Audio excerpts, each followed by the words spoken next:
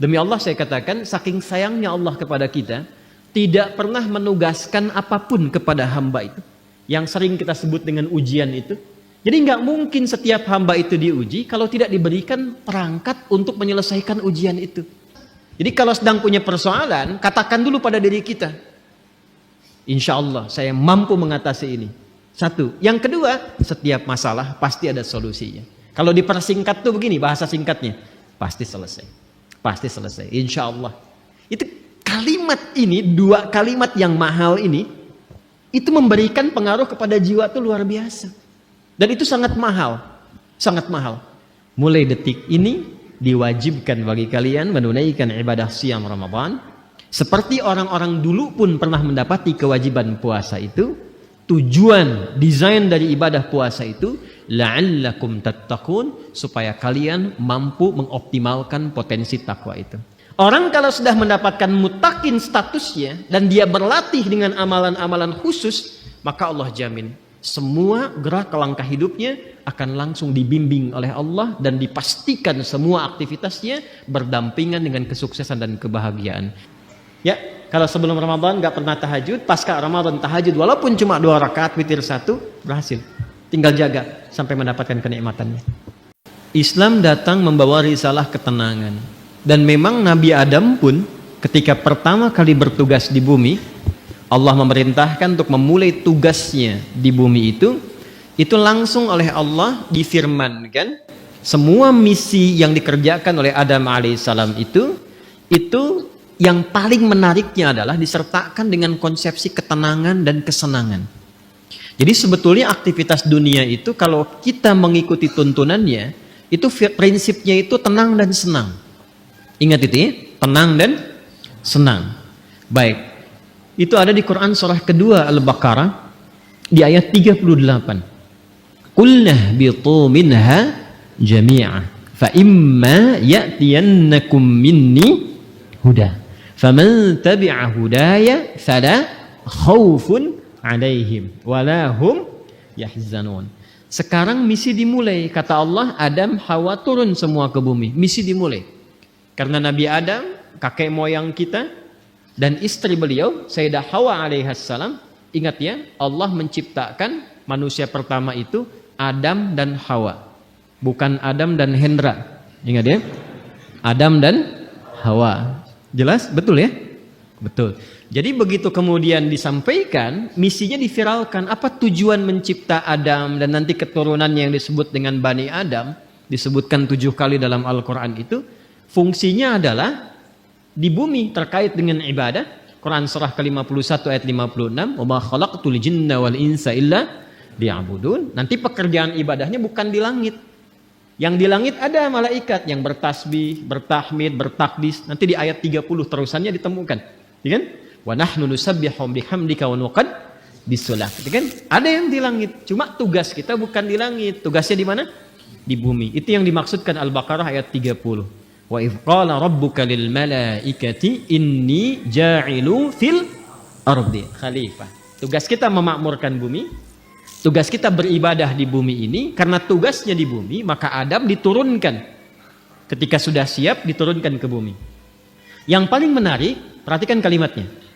Fa imma ya'tiyannakum minni hudan. Maka tatkala misi dimulai itu, bersamaan dengan misi dimulai, Allah turunkan kemudian petunjuk, pedoman berkehidupan supaya misi itu sukses dituntaskan. Ini bukti kasih Allah kepada kita. Tidak pernah memberikan kepada kita sebuah tugas berkehidupan kecuali diberikan perangkatnya. Demi Allah saya katakan, saking sayangnya Allah kepada kita, tidak pernah menugaskan apapun kepada hamba itu. Yang sering kita sebut dengan ujian itu. Jadi nggak mungkin setiap hamba itu diuji kalau tidak diberikan perangkat untuk menyelesaikan ujian itu. Bahkan yang paling rahman, karena itu sifat rahman hanya dilekatkan kepada Allah, tidak yang lain. Quran surah ke-17 ayat 110, Qulid'ullaha awid'ur rahman. Ya, ibu masih punya rahim. Manusia masih bisa belajar dari keteladanan itu, tapi rahman hanya milik Allah. Karena kasihnya begitu luas. Jangankan diberikan perangkat, dengan sifat rahmat Allah itu, kaidah langsung diturunkan, Allah langsung memberikan penjelasan, tidak mungkin bahkan seorang hamba diuji melampaui batas kemampuannya. La yukallifullahu nafsan illa. Itu sayangnya Allah kepada kita. Jadi nggak mungkin setiap kita itu diuji dengan persoalan. Apapun itu dalam kehidupan, kecuali kita memang punya kesanggupan menyelesaikan itu. Itu mesti yakin. Karena Allah yang sampaikan. Dan jangan diduga bahwa setiap orang yang duduk di sini tidak punya masalah, belum tentu. Ini wajah penuh persoalan semua gitu. Setiap kita punya persoalan yang berbeda-beda. Dan mesti yakin ini kalimat pertama, dan secara psikologis ini susah ditemukan dimanapun. Itu akan memberikan ketenangan pada jiwa kita. Jadi kalau bahasa psikologinya begini, ketika ada persoalan, katakan pada diri kita, kita pasti bisa menyelesaikan ini. Itu lebih menenangkan kepada jiwa dibandingkan membuat status. Kenapa harus aku ya Allah? Gak akan selesai. Ingat ya, ujian tidak tuntas dengan menuliskan sebuah status. Tapi ujian bisa tuntas dengan membangun keyakinan kepada diri bahwa itu bisa kita sempurnakan. Lalu turunlah surah Al-Insyirah untuk memberikan kelapangan kepada jiwa. Inna ma'al usri. Itu konsepsinya jelas. Jadi kalau sedang punya persoalan, katakan dulu pada diri kita, insya Allah saya mampu mengatasi ini. Satu. Yang kedua, setiap masalah pasti ada solusinya. Kalau dipersingkat tuh begini, bahasa singkatnya, pasti selesai. Pasti selesai, insya Allah. Itu kalimat ini, dua kalimat yang mahal ini, itu memberikan pengaruh kepada jiwa tuh luar biasa. Dan itu sangat mahal. Sangat mahal. Anda kalau konsultasi ke psikolog untuk dapat dua kalimat ini saja, berapa biaya yang dikeluarkan? Ya. Kan saya sering katakan kan, ketenangan itu kadang lebih mahal kan dibandingkan harta yang dimiliki. Orang untuk mendapatkan ketenangan itu mesti kadang merogoh kocek yang sangat luar biasa. Karena itu seringkali ketenangan itu tidak bisa dibandingkan dengan materi yang didapatkan. Masih ingat kan pertanyaan yang sering saya ajukan? Pilih mana? Kaya tapi gelisah atau miskin tapi tenang? Masih ingat 2 tahun lalu? Kaya tapi gelisah atau miskin tapi tenang? Coba, nggak ada pilihan ketiga. Gak mudah kan? Baik. Nah karena itu konsepsi dasar dalam kita berkehidupan itu mesti tenang. Saya kalau mengajar andanya nggak tenang, nggak mungkin pelajaran bisa disampaikan. Saya pun kalau sedang tidak tenang, nggak mungkin bisa menyampaikan materi dengan baik. Ketenangan itu penting. Karena itulah ketika Adam mulai diturunkan ke bumi kalimatnya. Faman tabi'a hudaya fala khaufun. Fala khauf itu tidak ada kegelisahan. Apa lawannya gelisah? Tenang. Jadi konsepsi dasar keberhidupan di bumi itu sesungguhnya penuh dengan ketenangan. Dasarnya itu. Kapan ketenangan itu tiba? Faman tabi'a hudaya. Ketika petunjuknya diikuti. Jadi kalau ada keberhidupan kita dalam konteks apapun, apakah di rumah tangga, di pekerjaan di kantor, kehidupan sosial, yang membuat kita tidak lebih tenang, boleh jadi, maaf, bukan karena jabatan yang kurang tinggi. Mungkin bukan hartanya kurang banyak. Bukan karena gelar belum banyak terkumpul. Boleh jadi interaksi kita dengan pedoman yang telah Allah tetapkan itu belum tinggi. Coba keluarkan pedomannya. Kemudian walahum yahzanun. Dan tidak larut dalam kesedihan. Apa lawannya sedih? Senang. Harusnya keberhidupan di bumi itu konsepnya tenang dan senang. Mau di sini senang. Mau di sana senang. Di sini, di sana, di mana-mana. Iya. Itu memang konsep dasar berkehidupan. Kapan itu terjadi? Kapan?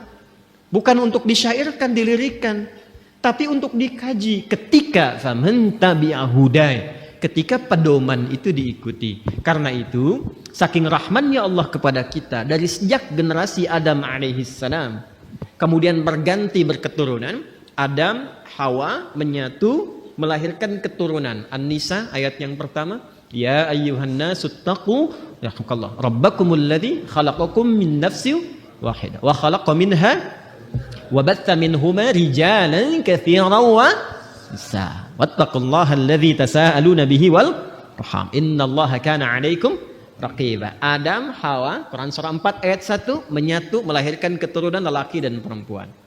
Lalu menyebar semuanya ini. Berbeda-beda tempat.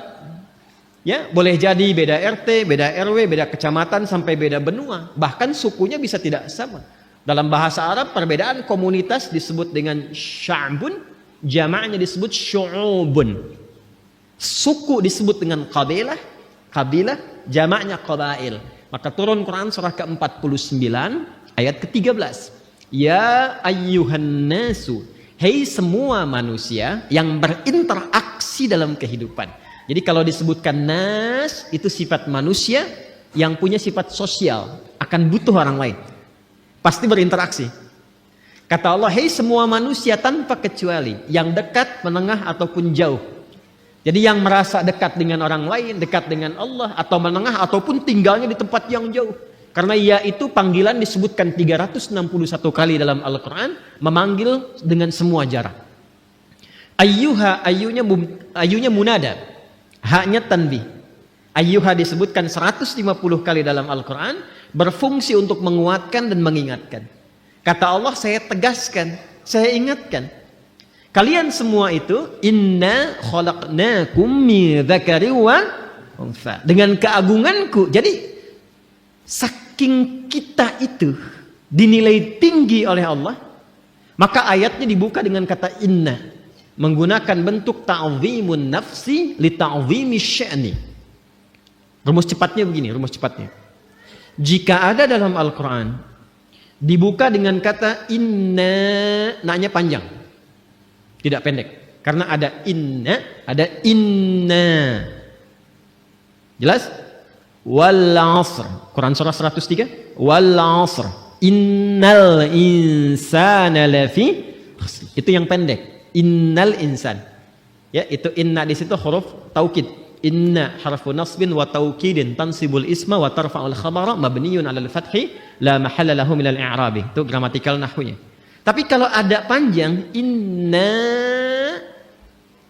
maka itu gabungan dari inna pendek plus na panjang, singkatan dari nahnu. Rumus cepatnya, kalau dibawa ke Quran terkait dengan Allah, jangan diartikan jamak. Awas, kita ini ngaji ilmu balaghah, jangan diartikan jamak, nggak tepat kalau jamak. Ya, karena itu kita harus bahas dengan ilmunya. Maka di ilmu balaghah nanti itu ada kaidah begini, ada kaidah nanti disebut dengan huruf-huruf menunjukkan ta'zimun nafsi, menghadirkan keagungan zat. Keagungan zat. Nah, menariknya di Quran itu, Allah kalau sudah menampilkan keagungan zatnya, itu selalu menggunakan kata inna panjang, untuk memberikan kesan bahwa informasi yang disampaikan begitu agung. Jadi ada yang istimewa di informasi itu. Nggak sama dengan yang lain-lainnya. Ada yang mahal nilainya.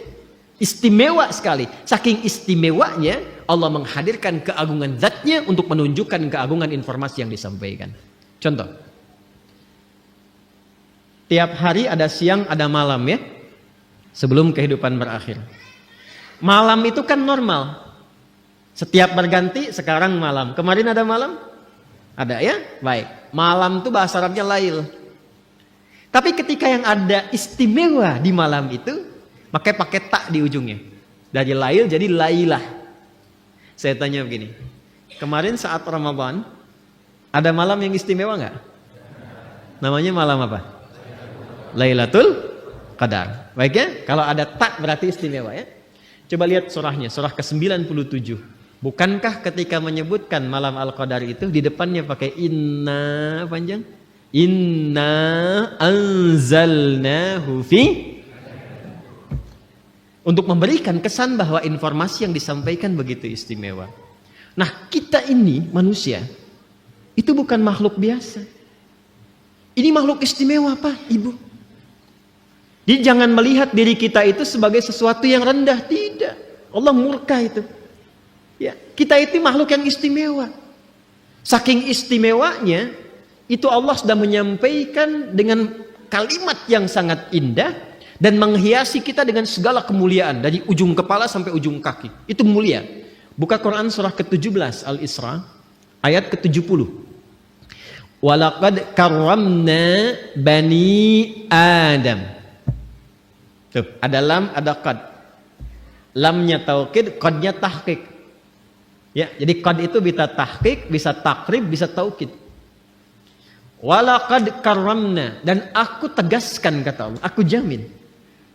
Dengan keagunganku kata Allah, aku berikan semua sifat-sifat kemuliaan pada semua anak cucu Adam.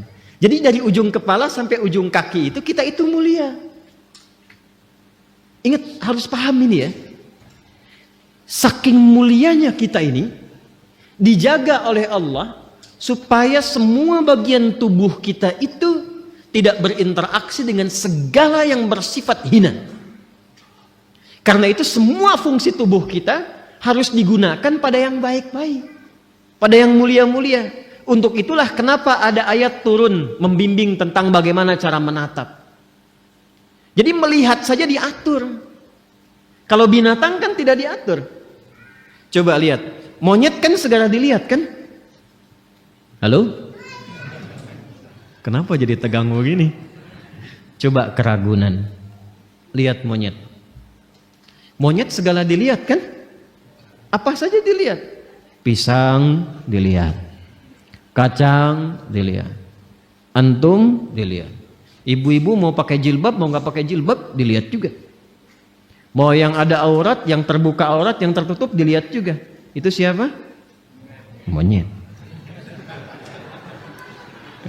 Saya ulang, itu siapa? Monyet. Jangan disalahkan. Ada ibu-ibu lewat misalnya aurat terbuka dilihat, wih haram, nggak bisa, monyet kok. Karena kita bukan monyet, kita bukan binatang, maka diatur. Penglihatannya diatur. Jangan melihat yang tidak mulia kata Allah. Karena matamu itu mulia. Maka turunlah Quran surah Cahaya. Surah 24. Ayat 30 untuk laki-laki. Ayat 31 untuk perempuan. Qul mu'minina yaghuddu min absar. Wa qul mu'minati yaghuddna min absar. Kata Allah, kamu itu makhluk mulia. Karena itu pandanganmu pun harus mengarah pada yang baik saja. Ketika yang dipandang itu nggak bagus, palingkan. Ghaddul basar itu bukan nggak boleh lihat. Ketika yang dilihat tidak layak, jangan dilihat. Gambar-gambar yang tidak elok, jangan dilihat. Tontonan yang tidak bagus, jangan dilihat. Proyek yang bukan punya Anda, jangan dilihat. Alas kaki keluar dari sini bukan punya Anda, jangan dipaksakan dilihat-lihat.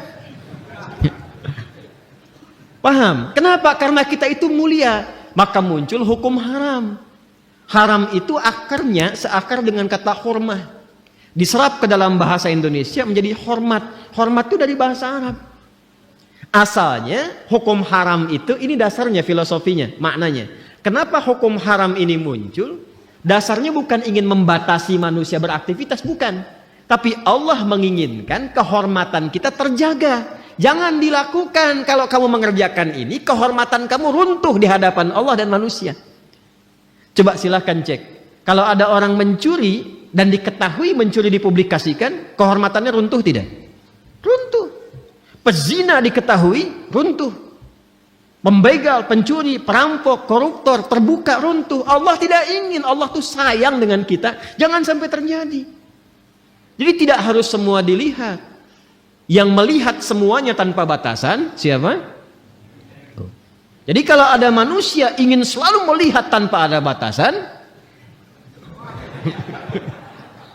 ya patut dipertanyakan, di mana nilai kemanusiaannya? Jelas sampai di sini?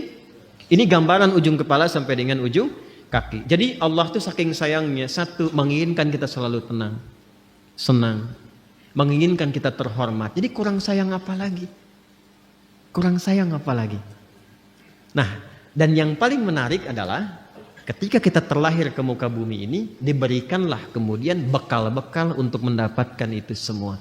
Ini karena edisi spesial, saya akan menggali ini saja, karena ini sekaligus yang memberikan sebuah petunjuk langsung dari Al-Quran dan hadis-hadis Nabi Muhammad SAW. Apakah puasa kita betul-betul sudah mendapatkan penerimaan di sisi Allah atau belum? Saya tidak ingin mengatakan tidak. Saya lebih senang memilih kata belum. Karena sepanjang kita masih berkehidupan, kita masih bisa membuktikan bahwa kita layak mendapatkan Ramadan di pertemuan yang lalu. Untuk mendapatkan ketenangan tadi, kenyamanan tadi, keterjagaan tadi, maka sejak manusia terlahir, diberikanlah fitrah berkehidupan, ditanamkan dalam jiwanya yang akan menjaga dia tetap dalam status yang terhormat di hadapan Allah.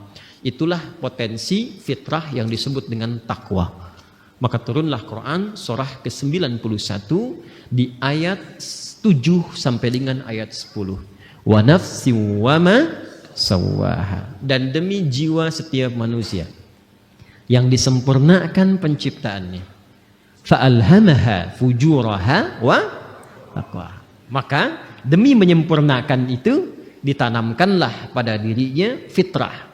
Potensi-potensi kebaikan, yaitu satu katalisnya namanya fujur, dan inti hidup berkebahagiaan itu yang disebut dengan takwa. Tugas kita adalah mengoptimalkan fitrah potensi takwa ini.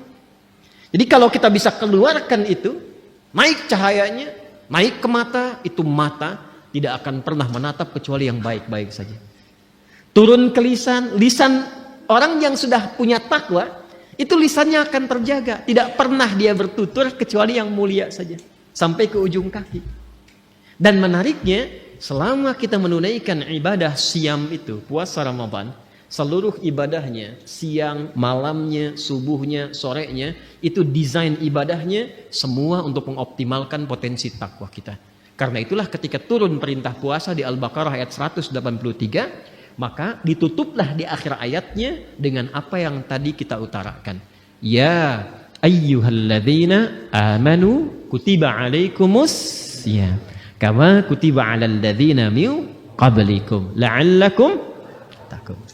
Hei semua orang yang telah menyatakan beriman kepada Allah, mulai detik ini diwajibkan bagi kalian menunaikan ibadah siam Ramadan seperti orang-orang dulu pun pernah mendapati kewajiban puasa itu.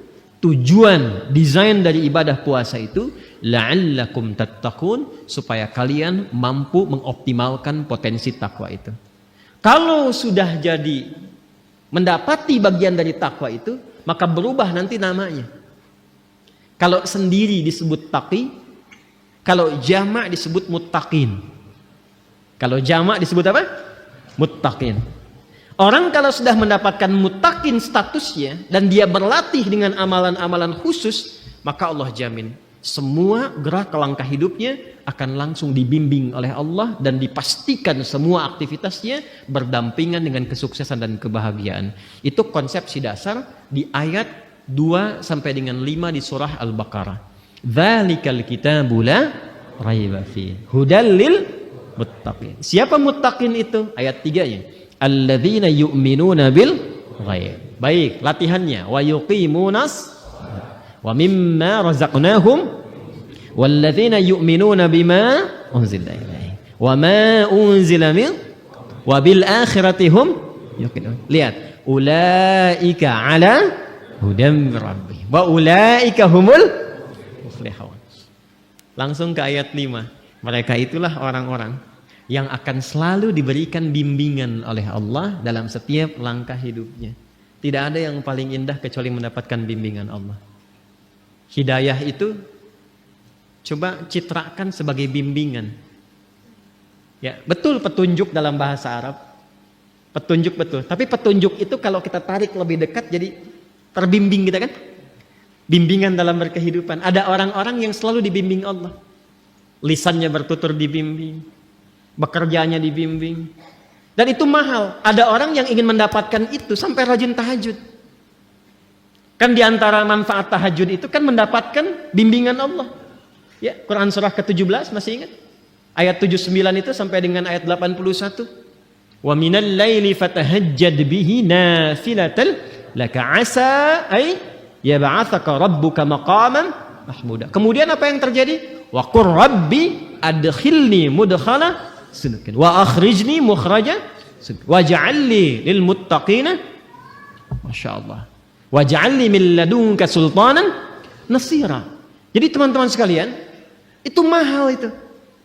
Untuk dapat hudan itu, bimbingan Allah yang menyertai aktivitas kita, ada amalan-amalan dasarnya setiap hari. Tahajud, Quran, itu jangan salah tuh. Makanya saya tuh sering cerewet dekati Quran, sampai bikin komunitas, ya, sampai kita mencoba untuk menjadi bagian ahli Quran. Karena mahal, yang dicapai itu bukan sekedar interaksinya, bimbingan Allahnya, kebahagiaannya gitu, ya, kesuksesannya.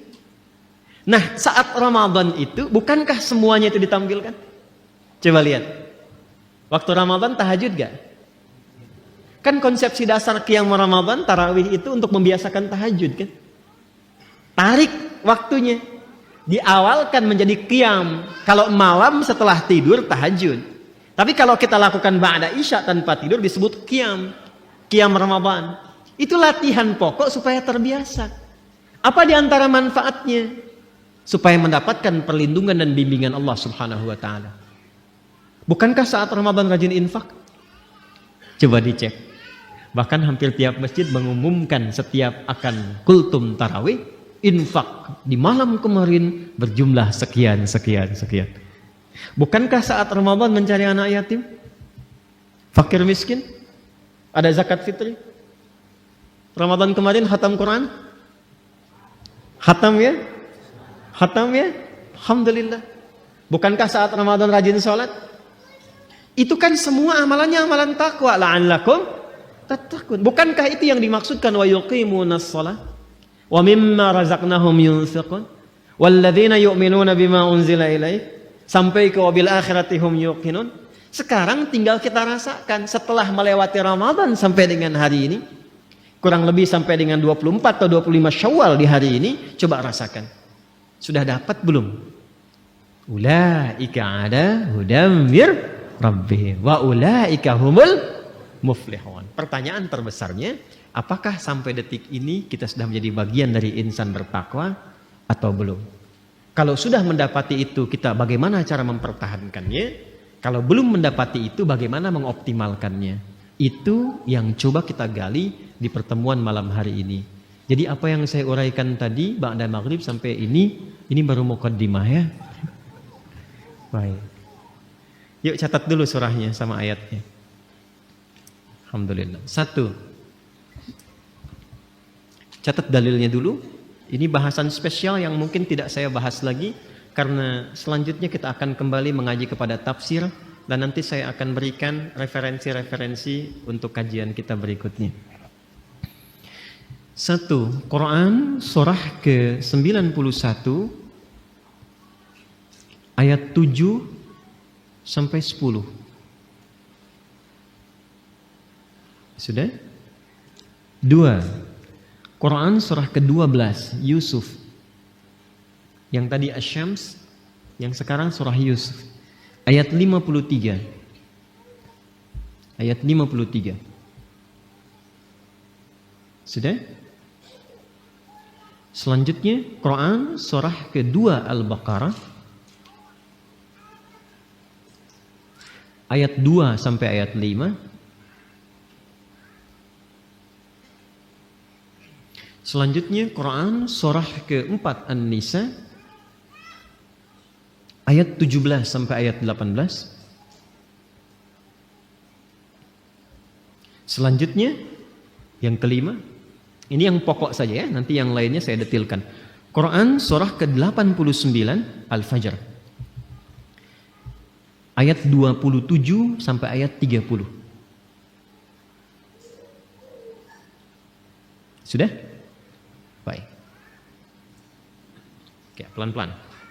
Ini baru sampai sakaratul maut. Kita teruskan sampai lewat itu ya, sampai ke akhiratnya ya. Baik, sayang kalau sampai sakaratul maut kan itu kan ada panggilan surganya tuh. Ya ayat Tuhan nafsul mutmainnah, irji'i ila rabbika radiyatan fadkhuli fi wadkhuli jannahnya yang mana gitu kan. Nah, kita turunkan dulu.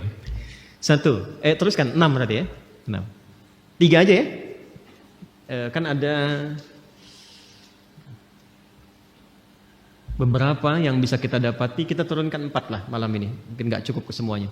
1 Quran surah ke 23 Berarti 6. 23. Ayat 1 sampai 11. Siapa yang ingin ke surga Firdaus? Oh, ya, Alhamdulillah. Alhamdulillah. Ya, inginkan boleh ya, boleh. Alhamdulillah. 2. Quran surah ke-3 Ali Imran ayat 133 sampai 134. Quran surah ketiga Ali Imran ayat 133 sampai 134. Siapa yang rumahnya ingin seluas langit dan bumi di surga? Oh, Masya Allah. Alhamdulillah. Saya boleh main nanti ya. 3. Quran surah ke 51 ayat 15 sampai dengan 23. Siapa yang rumahnya pengen di taman surga? Oh, Masya Allah. Udah surga Firdaus, seluas langit dan bumi, di tamannya lagi ya. Luar biasa nih. Amin. Insya Allah. 4. Quran surah ke-13 ayat 23 sampai 24. Jadi nanti pengen ke surga Firdaus, masuknya dari surga Aden, disambut oleh para malaikat, berjejer di setiap pintu surga, masuk kita diparadekan, kan? Kemudian masuk surga Firdaus, tempatnya luas, di tamannya, dan mendapatkan banyak ketentraman. Itu ideal ya? Alhamdulillah. Baik, kita mulai pembahasan kita malam hari ini, dan kiranya saya akan memulai untuk memberikan gambaran dalam bentuk tulisan. Bismillah. Mohon untuk dicek terlebih dahulu. Terdengar suara saya insyaallah? Baik ya. Di luar mudah-mudahan jelas ya suara saya. Kalau saya menulis di sini kelihatan di sana? Ya, sudah pasti tidak, sudah pasti. Jadi kalau kelihatan Anda luar biasa gitu. Saya ingin memastikan aja gitu kan. Baik, nanti kalau ada sebagian sisi tidak terlihat, bisa nanti di-review ya. Pada kajian yang telah terekam di YouTube, nanti dicek kembali. Dan memang dalam kehidupan itu seperti itu. Kita tidak bisa memuaskan semua kalangan. Ya, yang bisa kita lakukan memberikan yang terbaik, sekalipun tidak mengharapkan kepuasan bagi seluruh kalangan. Jelas sampai di sini? Baik ya. Ibu kelihatan Bu? Belum ya, belum saya tulis. Luar biasa. Baik, bismillah. Ini saya akan membuat seperti ini dulu. Nah. Oke. Enak ya. Kurang lebih kotak seperti ini. Sudah? Baik. Lalu saya buat lagi lebih kecil skalanya. Seperti ini. Ya. Kadang-kadang orang sekarang ada yang membuatnya seperti ini. Ya.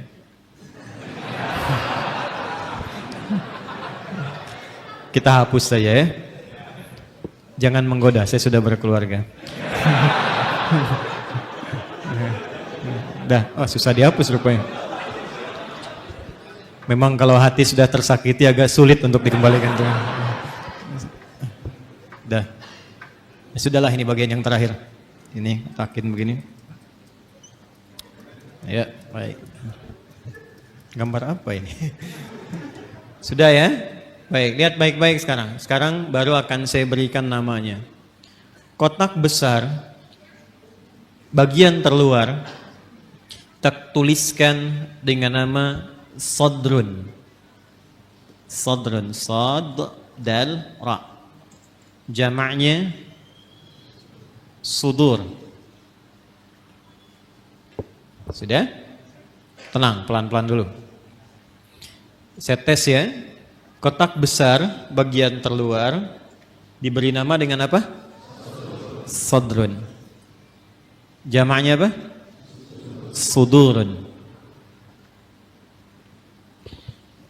Di dalam kotak ini ada yang skalanya lebih kecil.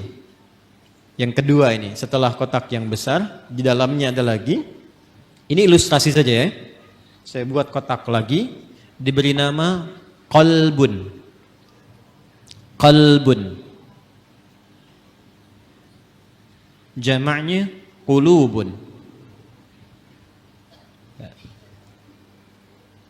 Namanya qalbun, jamaknya apa? Qulubun. Baik. Pelan-pelan. Di dalam kotak ini ada yang paling kecil. Ingat, ada 3 ya. Ada 3. 1 sodrun, jamaknya sudurun. Kedua qalbun, jamaknya qulubun. Yang paling dalam ini namanya nafsun. Nafsun.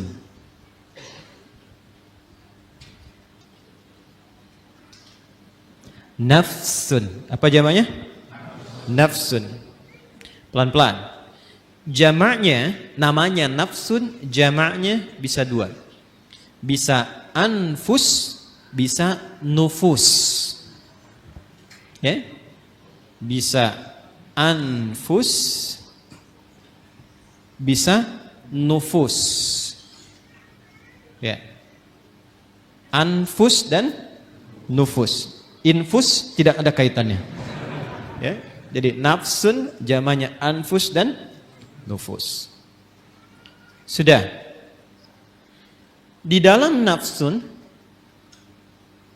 ini ada 2 fitrah yang Allah tanamkan dalam jiwa kita. Dan ini inti kehidupan kita ada di sini. Inti kehidupan kita. Jadi seseorang mengalami kehidupan kalau tinjauan dari fisikanya, biologinya, kan? Ketika jiwanya, rohnya sudah ada, maka dia mulai bergerak, maka dipandang hidup. Tapi bagaimana dia bergerak itu ada inti kehidupannya. Maka di dalam nafsun ini ada inti hidup kita. Ada 2 ditanamkan di dalamnya. 1 ada kutub positif disebut dengan takwa.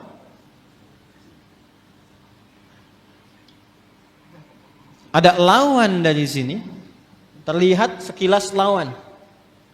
Padahal nanti intinya sebetulnya sebagai katalis ya, untuk mensupport supaya nilai takwa ini muncul. Yang kedua disebut fujur namanya. Dan ini nanti sifat kehidupan, ini akan seperti ini. Selalu ada positif, negatif, kutub positif, kutub negatif. Apapun itu, kalau mau ditarik ke dunia elektrik juga seperti itu. Di baterai itu kan ada kutub positif, ada kutub negatif. Di kimia itu di atom ada proton, ada elektron. Gitu kan ya? Baik. Kita lepaskan dulu semua itu. Kita kenali diri kita saja supaya tidak terlampau melebar. Nah, ini inti jiwa kita itu, di dalam diri kita yang terdalam, itu ada ini, ada takwa dan fujur. Dalilnya apa? Ke Quran surah 91 Asy-Syams. Ayat 7 sampai 10 tadi yang Anda tuliskan yang pertama kali. Wa nafsin wa ma sawaha. Dan demi nafas ini. Demi jiwa, demi nafas yang telah sempurna penciptaannya. Ya, sawwa itu sempurna. Kapan itu sempurna menjadi nafas? Ketika roh mulai masuk ke dalam diri, ke dalam jasad. Di usia 4 bulan. Jadi usia 4 bulan itu roh ditiupkan menyatu ke dalam jasad. Pelan-pelan. Dari mana taunya? Nanti dibuka hadis Nabi Muhammad SAW. Kalau paling mudah mungkin lihat saja Al-Arba'in, kan lebih mudah diakses ya. Hadis nomor keempat dari sahabat Abdullah bin Mas'ud radhiyallahu taala anhu. An Abi Abdurrahman Abdullah bin Mas'ud radhiyallahu taala anhu. Qala Rasulullah sallallahu alaihi wasallam wa huwa sadiqul masduq. Inna ahadakum yujma'u fi batni ummihi 40 yawman nutfah. Thumma yakunu mithla dhalika 'alaqa, thumma yakunu mithla dhalika mudghah. Thumma yursalu ilaihi al-malak fayanfukhu fihi ruh. Jadi setiap kita anak cucu Adam dicipta oleh Allah, berproses dalam rahim ibundanya itu 40 hari pertama proses percampuran antara spermatozoa dengan ovum. 40 hari kedua membentuk zigot. Mulai menempel di dinding rahim, mulai berproses. 40 hari ketiga menjadi mudghah, sebentuk daging keratan. Mulai ada bentuknya di 40 hari ketiga ini, baru kemudian diutus malaikat untuk meniupkan roh dengan izin Allah Subhanahu wa taala. 40 hari ketiga, 40 hari dikali 3, berapa jumlahnya? 120 hari. Kalau 1 bulan itu kita genapkan misal 30 hari, 120 bagi 30 berapa? 4. Maka bertemu 4 bulan. Jadi ketika ada seseorang mengandung, seorang ibu misalnya, maka usia 4 bulan kandungan itu roh ditiupkan. Sudah ada roh tertanam. Dan nanti amalannya sudah beda, ingat. Antara roh belum masuk dengan roh sudah masuk, itu berbeda amalannya. Nanti supaya tidak melebar, lain waktu kita bisa buat kurikulum tersendiri tentang itu. Ayatnya ada semua. Ada semua. Jadi apa amalan suami istri, amalan suami, amalan istri, amalan suami terkait nafkah, ada. Jangan sampai membawa sesuatu yang haram. Dibawa ke rumah, diolah oleh istri, dimakan, masuk ke kandungan. Janin itu kasihan. Belum terlahir sudah mengonsumsi yang haram, itu bahaya itu. Bahaya. Dan nanti mengembalikannya nggak mudah. Ya, yuk pelan-pelan. Kembali ke sini. Nah, usia 4 bulan kandungan, ditiupkan roh. Di situ kemudian terjadi dialog kita untuk berkomitmen menuhankan Allah.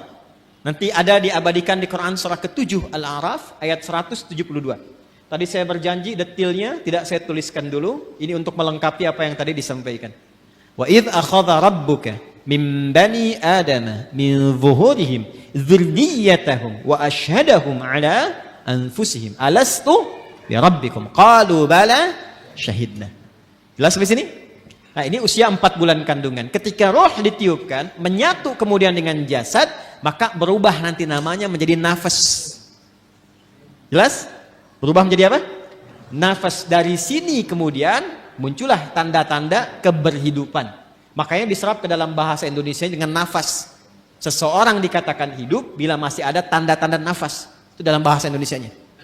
Paham sampai sini? Nah, ketika sempurna itu, dari mana taunya? Roh masuk ke dalam fisik, kemudian sempurna penciptaan jadi nafas ini. Nanti lihat di Quran surah ke-15 ayat 28. Quran surah 15 Al-Hijr ayat ke-28.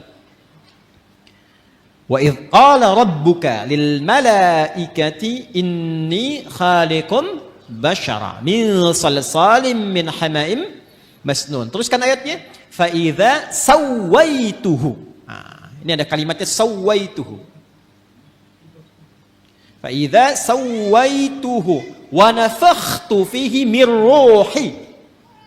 Maka bila aku telah sempurnakan sawaituhu penciptaannya itu dengan cara meniupkan roh, sudah masuk ke dalam bagian tubuhnya itu, ya, maka mulai sempurna penciptaan berproses di situ. Kata sawaituhu itu asalnya dari kata sawa yusawwi, taswiyatan. Ya. Ini asalnya ya nih. Jadi makanya kalau bersambung dengan dhamir kembali ke ya. Sawaitu tu'nya ke Allah, dhamir anak, ya. Hu-nya kembali ke kalimat semula, ke bashar. Fa idza sawaituhu, maka bila makhluk manusia ini mulai akan masuk fase sempurna penciptaannya. Jadi kalau tampilan fisiknya disebut bashar, nanti ada 5 nama ya. Agak lompat sedikit, manusia setidaknya disebut dengan 5 nama. Bashar 35 kali disebutkan dalam Al-Quran. Dan ini nama pertama saat diciptakan untuk memberikan info pada malaikat dan jin bahwa materi dan tampilan fisiknya nggak sama dengan malaikat dan jin. Di malaikat diciptakan duluan, baru kemudian jin. Kalau malaikat dari cahaya, kalau jin dari api, bukan sekedar api. Ya, api yang menyambar-nyambar. Makanya ayat 27-nya disebutkan jin dulu. Quran surah ke-15 ayat 27 itu jin dulu. Wal janna khalaqnahu min qablu min naris samum. Dan kalangan jin itu diciptakan sebelum manusia, bahan dasarnya api yang menyambar-nyambar, menyala. Manusia beda, disebut dengan bashar, menunjuk pada tampilan kulit yang halus, secara fisikal beda dengan malaikat dan jin. Ini kata dasarnya sawa nih. Ya, sempurna. Jadi ketika disebut sempurna itu kalau rohnya sudah masuk ke dalam jasad. Ketika masuk itu menjadi nafas. Dari mana taunya? Tafsir ke Quran surah 91. Ayat 7 itu sampai dengan 8. Wa nafsin wa ma sawwaha. Dapat sawanya nih. Ya, dan demi nafas yang telah sempurna tertanam sempurna, tercipta dalam jiwa itu, menyatu ke dalam tubuh kita itu, maka ketika sempurna itu terjadi, diilhamkanlah fa'alhamaha fujuraha wa taqwaha. Nah, jadi dalam jiwa setiap kita yang hidup itu ada inti kehidupan. Intinya di sini, fokus ini ya. Ini yang paling penting. Intinya ini, takwa ini. Jadi generator hidup kita itu ada di jiwa takwa, kutub positifnya. Sederhananya, bahasa singkatnya, jadi kalau kita gali terlalu panjang nanti, kecuali kalau mau ngaji sampai subuh. Mau sampai subuh di sini? Silakan, saya jam 9 selesai. Ini yang panjang nih, karena harus membahas 115 kata dalam Al-Quran. Nanti takwa disebutkan 115 kali dan derivasinya. Lawannya nafsu 115, jadi kalau mau bahas itu, mungkin bisa sampai subuh yang 2 hari ke depannya. Takwa secara singkatnya saja adalah akumulasi setiap sifat-sifat kebaikan. Dalam istilah Al-Quran, sifat baik itu seringkali ditampilkan dengan diksi atau dengan kata khair namanya. Khair. Wah, ini kalau ngajinya agak dalam, agak panjang kita. Khair. Ada baik secara fisik, jasmaninya bagus, sehat, baik. Itu biasanya orang Arab menyebut dengan kata thayyib. Thayyib. Kata thayyib pertama ada di Al-Baqarah ayat 168. Ya ayyuhan nasu kulu mimma fil ardi halalan thayyiban. Jadi kalau kita mau makan, kata Al-Quran, coba cari bahan makan itu, bahan dasarnya dengan cara yang legal. Jangan melanggar hukum. Jangan mencuri, jangan korupsi, jangan merampok, membegal, mengambil hak orang lain, jangan dilakukan. Kalaupun sudah dapat dengan cara yang halal, maka cari yang dikonsumsi itu yang menyehatkan untuk tubuh. Jadi tidak semua yang diinginkan itu mesti dimakan.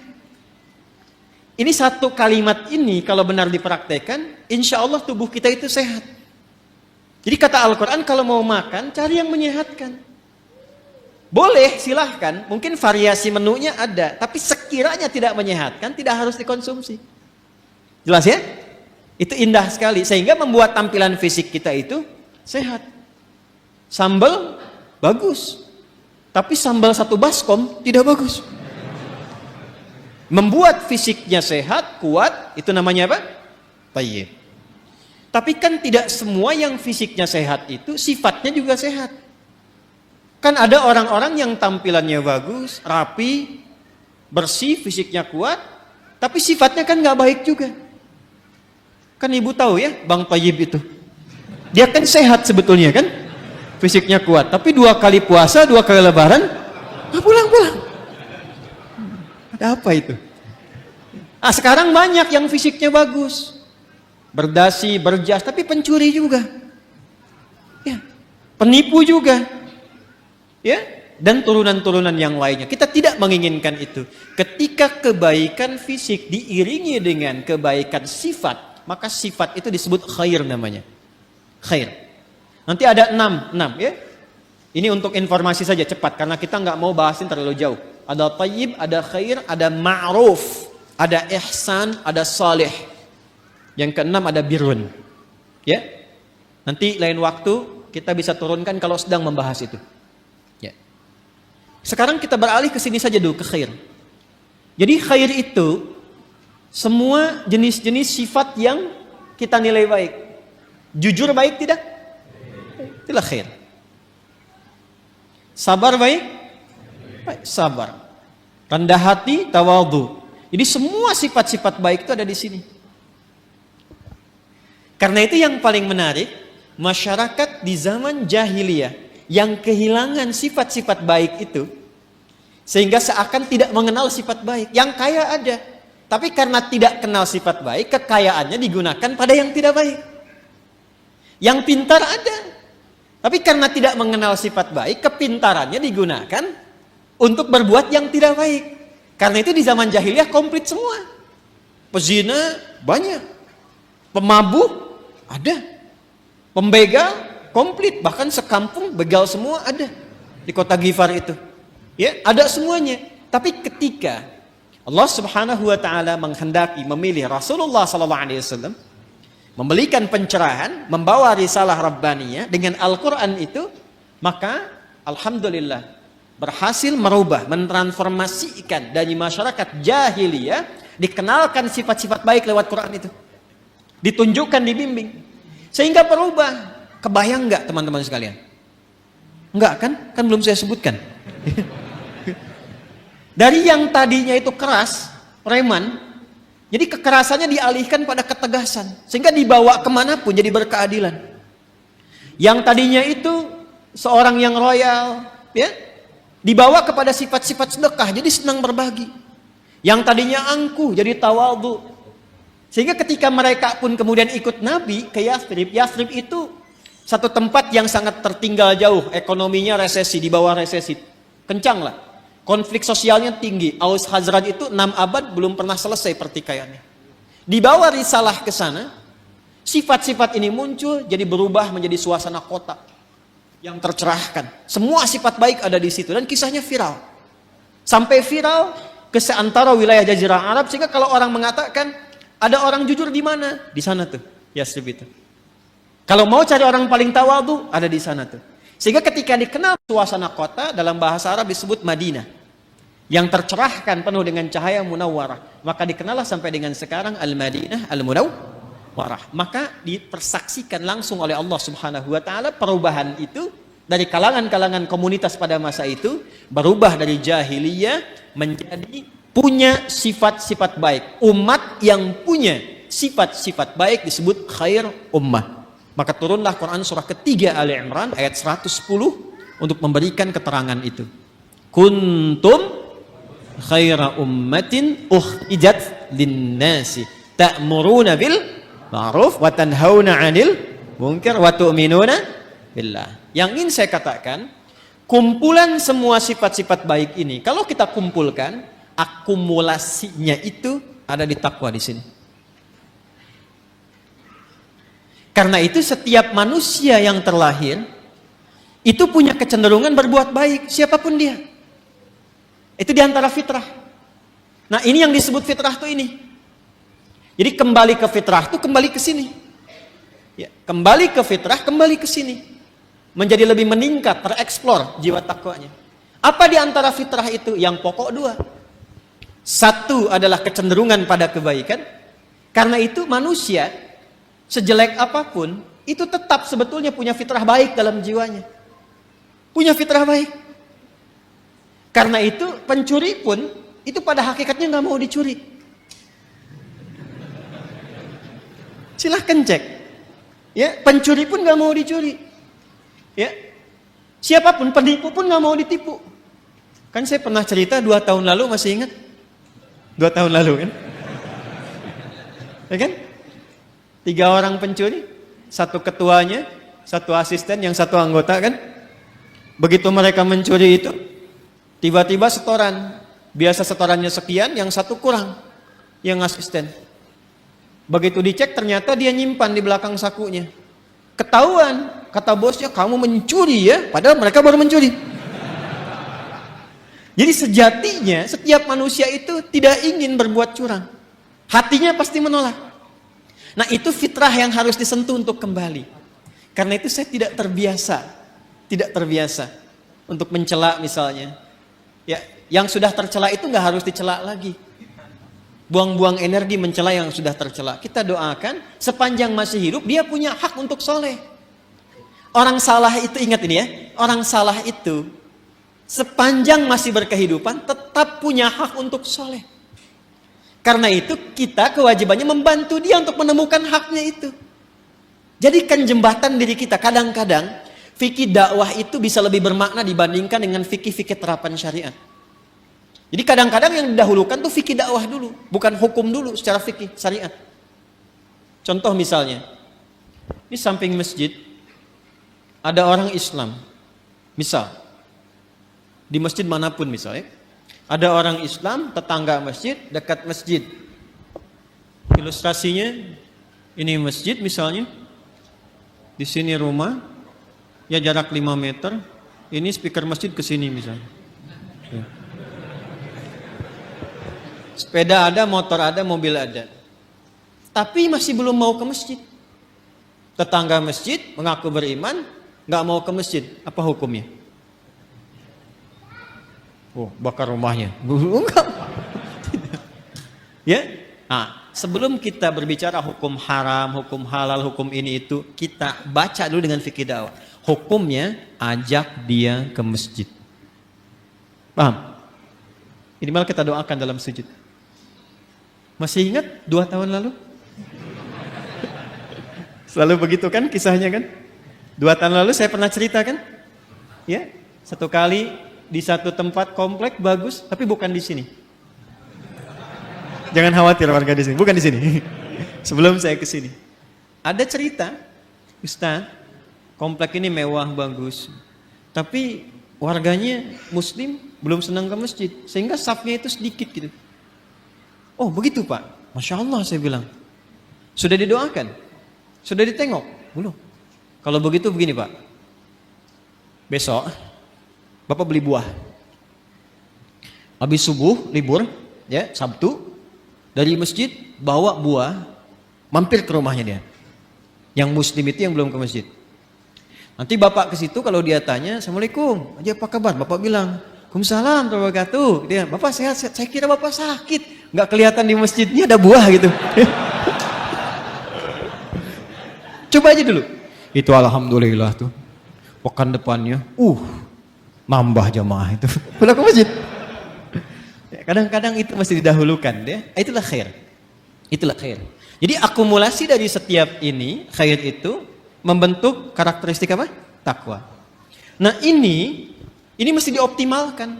Karena kalau ini keluar, setiap kita insya Allah otomatis jadi orang baik. Ya, pasti dia orang baik tuh, insya Allah. Karena Allah yang jamin. Ini mesti dioptimalkan. Nah, untuk menjadikan percepatan ini keluar, maka ada katalisnya. Belajar kimia ya? Ya. Kan ada ikatan-ikatan itu ya, termasuk yang mempercepat. Untuk mempercepat ini keluar, muncul. Ya, kalau mangga pengen cepat matang dia apa? Dikarbit ya, bahasa sederhana dikarbit ya. Ini ada katalis supaya cepat keluar ini muncul, maka diciptakanlah lawannya. Lawan ini sejatinya bukan lawan kontra, tapi untuk memberikan stimulus supaya yang ini cepat keluar. Disebutlah fujur namanya. Maka setiap ditemukan sifat baik di sini jujur, maka akan ada lawannya di sini di fujur. Misal, di sini ada jujur, di sini pasti ada dusta. Anda sekuat apapun membuat kalimat, tidak ada dusta di antara kita, tetap dustanya ada. Karena ini bawaan untuk mempercepat ini keluar. Sabar di sini ada amarah. Tawadu, rendah hati di sini ada sombong. Ya. Karena selalu berlawanan. Wa min kulli syai'in khalaqna zawjaini la'allakum tadhakkarun. Segala hal itu aku ciptakan berlawanan supaya kalian sadar, kata Allah, hanya aku yang tunggal, yang tidak punya pasangan. Itu ada di Quran surah 51 ayat 49. Nah, konsepnya begini. Teruskan. Wa nafsin wa ma sawwaha fa alhamaha fujuraha wa taqwaha. Nah, konsep dasarnya ayat 9-nya. Kalau kita bisa mempraktekkan ini, insya Allah lebih damai, lebih tenang, lebih bahagia. Walaupun mempraktekkan tidak semudah mengucapkan. Qad aflaha man zakkaha. Dijamin kata Allah. Jadi qad itu ada tahqiq, ada takrib. Takrib itu untuk mendekatkan sesuatu. Jadi kalau informasi ada pakai qad berfungsi takrib, artinya momennya sudah dekat. Misal, kan kalau mau sholat ada iqamah ya? Qad qamatis salatu, qad qamatis salah. Nah, dengar itu? Dengar ya? Qad qamatis salah, maksudnya apa? Sholat sudah dekat, siap ditunaikan. Qadnya takrib di situ. Ada yang bermakna tahqiq, taukid, penguat, penjamin. Ya, yang di sini itu penjamin, penguat. Ya, qad aflaha man zakkaha. Kata Allah, aku jamin. Orang akan mendapatkan atau cenderung lebih bahagia, lebih sukses, lebih nyaman hidupnya, zakkaha bila mampu menyucikannya. Ini mahal sekali kalimatnya. Teman-teman, ikhwan, ibu dan bapak, Mencuci, tahu mencuci? Sudah pernah nyuci kan? Ya. Mencuci, misal mencuci pakaian, baju. Kalau ada orang mencuci baju, maaf, yang dibuang itu kotorannya atau bajunya? Kotorannya, yakin ya? Bukan bajunya kan? Oh ya. Jadi kotorannya. Supaya apa dicuci? Bersih. Apa lawannya bersih? Kotor. Masya Allah. Jadi kotor itu diciptakan oleh Allah bukan untuk menjadikan tampilan kita kotor, bukan. Tapi untuk menampakkan kebersihan. Sebab gak mungkin ada bersih kalau gak ada kotoran. Jadi filosofi kotor itu bukan untuk menjadikan kita menjadi kotor, bukan. Tapi supaya bersihnya tampak. Sebab kalau gak ada kotornya ngapain dicuci? Jelas ya? Nah, jadi ini poinnya. Jadi cara membacanya itu, ini kalimatnya tinggi. Makanya dibacanya nanti pakai isti'arah di balaghah. Membacanya tinggi sekali. Jadi mencuci itu bukan bermaksud menghilangkan jiwanya, bukan. Bukan menghilangkan pakaiannya, tapi ditampakkan lawannya ini supaya yang bersih muncul. Gelas bisa dilap, kapan dilap? Kalau kelihatan ada debunya. Wajah dilap-lap, kenapa? Karena ada kotoran yang tampak di wajah. Kalau nggak ada yang kotor ngapain dilap? Jelas ya? Baik. Nah ini cara membacanya, terapkan ke sini. Amarah itu diciptakan bukan ingin menjadikan seseorang itu pemarah, bukan. Tapi supaya sabarnya muncul. Sebab kalau marah nggak diciptakan, bagaimana sabar bisa muncul? Tuh, kan? Di luar nggak tahu tuh. Ya, coba deh begini. Maaf ya, ibu nanti bu, suami pulang dari kantor ke rumah nih. Pokoknya nggak ada apa-apa, nggak ada hujan, nggak ada angin, nggak ada macam-macam, nggak ada permasalahan. Begitu buka pintu, assalamualaikum, ibu jawab waalaikumsalam, ibu langsung bilang, sabar ya pak, sabar gitu. Kira-kira respon pertama apa yang akan ditampilkan oleh suami? Mama sehat. Nggak mungkin kan itu muncul, kecuali ada amarah dulu, baru sabar muncul. Jadi ternyata sabar itu bisa muncul kalau amarahnya sudah keluar. Maka cara memandang setiap persoalan itu paling gampangnya, ingat ya, tadi saya katakan mudah diucapkan, tapi juga tidak mudah untuk dipraktekkan, perlu berlatih. Ketika ada sesuatu yang tidak disukai, cepat cari lawan yang disukai. Karena fujur itu ditampilkan supaya takwanya muncul. Jadi kalau sekiranya Anda melihat berita, mendengar misalnya, ya, ada yang berdusta, tandanya kita harus jujur. Ada yang sombong, tandanya kita harus rendah hati. Ada yang cemberut, lawan cemberut apa? Ada yang menangis, lawan menangis apa? Ibu pulang ke rumah, datang suami. Suami lihat istri sedang cemberut. Ya kan? Waalaikum. Ini ada gelang baru 1 kilo. Biasa. Tapi kan ini nggak mudah. Apalagi kalau ada persoalan-persoalan hikmah. Kadang-kadang nggak seperti itu pula. Tapi ini standarnya. Jadi yang saya ingin katakan adalah, itu di takwa semua sifat baik. Yang fujur itu katalis, stimulusnya supaya cepat naik. Persoalannya apa? Persoalannya, kalau fungsinya itu tidak sesuai seperti yang Allah tetapkan. Jadi keluar dari fungsi. Nah ini yang diinginkan oleh setan. Setan itu sejak mula dia mengajukan proposal untuk menggoda anak cucu Adam dan ikut turun ke bumi, dia sudah mengajukan permohonan kepada Allah untuk menggoda, memanfaatkan sifat fujur supaya dia berdiri sendiri, bocor, keluar punya jalur sendiri. Yang seharusnya mensupport takwa muncul, dibikin bocoran di sifat fujur itu supaya keluar sendiri punya jalur. Itu ada di Quran surah keempat An-Nisa ayat 118. Ya. La'anahullah. Kemudian dia berkata, wa qala la attakhidanna min ibadika nasiban mafruḍa. Coba Pak, lihat-lihat. Nanti kalau ngaji lagi bawa mushaf ya.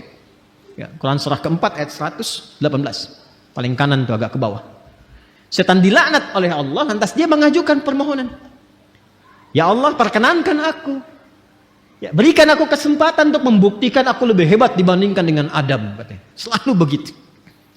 Caranya bagaimana? Aku ingin menggoda, memberikan sebuah jalan baru secara halus supaya satu bagian dari dua bagian fitrah manusia itu, ya, aku berikan jalur sendiri supaya keluar. Dan dari situ muncul kemudian maksiat, keluar bergeser. Bergeser dari jalur yang benar itu disebut dengan fusuk, ya. Pelanggarannya disebut dengan asa, sifatnya disebut dengan maksiat. Maka dibuatlah oleh setan itu sebuah jalur baru, ya, dengan cara yang halus, seakan-akan tak terasa, kayak air meresap tiba-tiba basah, kan? Dalam bahasa Arab disebut dengan was-was.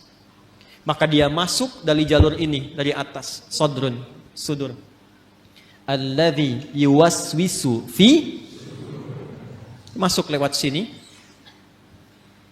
menghembuskan penyakit ke kolbu juga, ya. Kemudian tembus ke sini ke nafas, jalurnya ke sini ke fujur. Perhatikan, fokus baik-baik. Yang seharusnya bersifat begini menjadi katalis, dibikin jalur sendiri keluar ke sini. Sehingga apa? Ini amarah yang seharusnya mensupport sabar, dia keluar sendiri ke sini. Ya, kalau bahasa apa Rusianya tuh ujuk-ujuk, ya. Ya. Ujuk-ujuk marah aja gitu, ya. Ini ke sini nih. Jadi ini keluar nih. Jadi kalau dia keluar sendiri, akhirnya menjadi sifat mandiri yang jelek, yang buruk, ya, yang buruk. Sesuatu yang buruk itu dalam bahasa Arab disebut dengan su namanya. Apa? Su. Jadi ini mandiri, di keluar nih, dusta keluar sendiri, amarah keluar sendiri. Maka dia keluar dari fujur ini kepada nafas. Keluarlah dari sini ini su.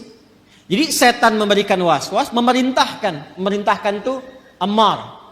Ya, kalau memerintahkan kepada sifat amarah berkali-kali terus begitu. Maka muncullah Quran surah ke-12 Yusuf ayat 53. Tadi Anda tuliskan. Ya. Untuk menggambarkan itu, wa ma ubarni'u nafsi. Innan nafsa la'ammaratum bisu illa ma rahima rabbi. Aku nggak bisa menilai diriku itu orang suci. Fala tuzakku anfusakum. Jangan menilai diri kita suci, tidak. Sepanjang masih hidup akan selalu ada peluang setan menggoda dan membocorkan sifat fujur ini. Sehingga keluarlah perbuatan su dari nafas. Kita menyingkatnya karena nafas asalnya netral, nafas itu netral. Tapi ketika yang keluar su, kita sering satukan nafas dengan su, jadi nafsu. Oh, ini kan bahasa kita saja ini. Asalnya begitu. Padahal nafas itu netral tadinya. Ya, nafsu itu netral. Cuma kenapa menjadi negatif? Karena ini yang dimaksudkan. Su keluar dari sinilah, ammaratun bisu, keluarnya dari sini. Ini yang menjadikan kadang-kadang manusia alih-alih dia jujur, kemudian dia berdusta. Alih-alih dia tawadhu, kemudian dia sombong. Penyebabnya itu. Ya, penyebabnya itu. Ini yang menjadikan dalam jiwa kita selalu ada pergolakan. Ya, selalu ada pergolakan, nggak pernah berhenti, nggak pernah selesai. Ini pun Anda keluar dari sini, itu nggak selamanya langsung pada satu tujuan. Pasti akan bergolak dulu nih. Ya, ini masih macet, tar aja dulu sini dulu gitu kan. Udah cepat pulang gini, macam-macam tuh. Ya, akan ada selalu seperti itu. Nah, sesuatu yang bergolak, tidak pernah tenang pada satu keadaan, itu bahasa Arabnya disebut dengan kolbun. Dari kata qoluba yaqlabu. Sesuatu yang senantiasa bergolak. Karena itu tempat bernaungnya nafas disebut dengan kolbu, untuk memberikan kesan bahwa di dalamnya selalu ada pertarungan antara nilai-nilai kebaikan diakumulasi oleh takwa dengan bisikan-bisikan setan yang membuat fujur itu mandiri untuk keluar.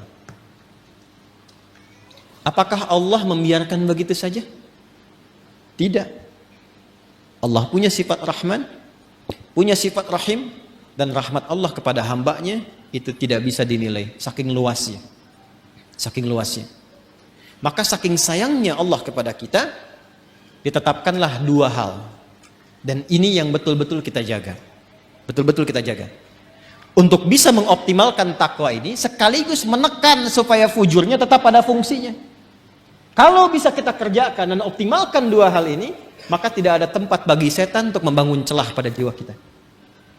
Satu, secara fitrah, Allah tugaskan malaikat untuk mensupport jiwa takwa itu.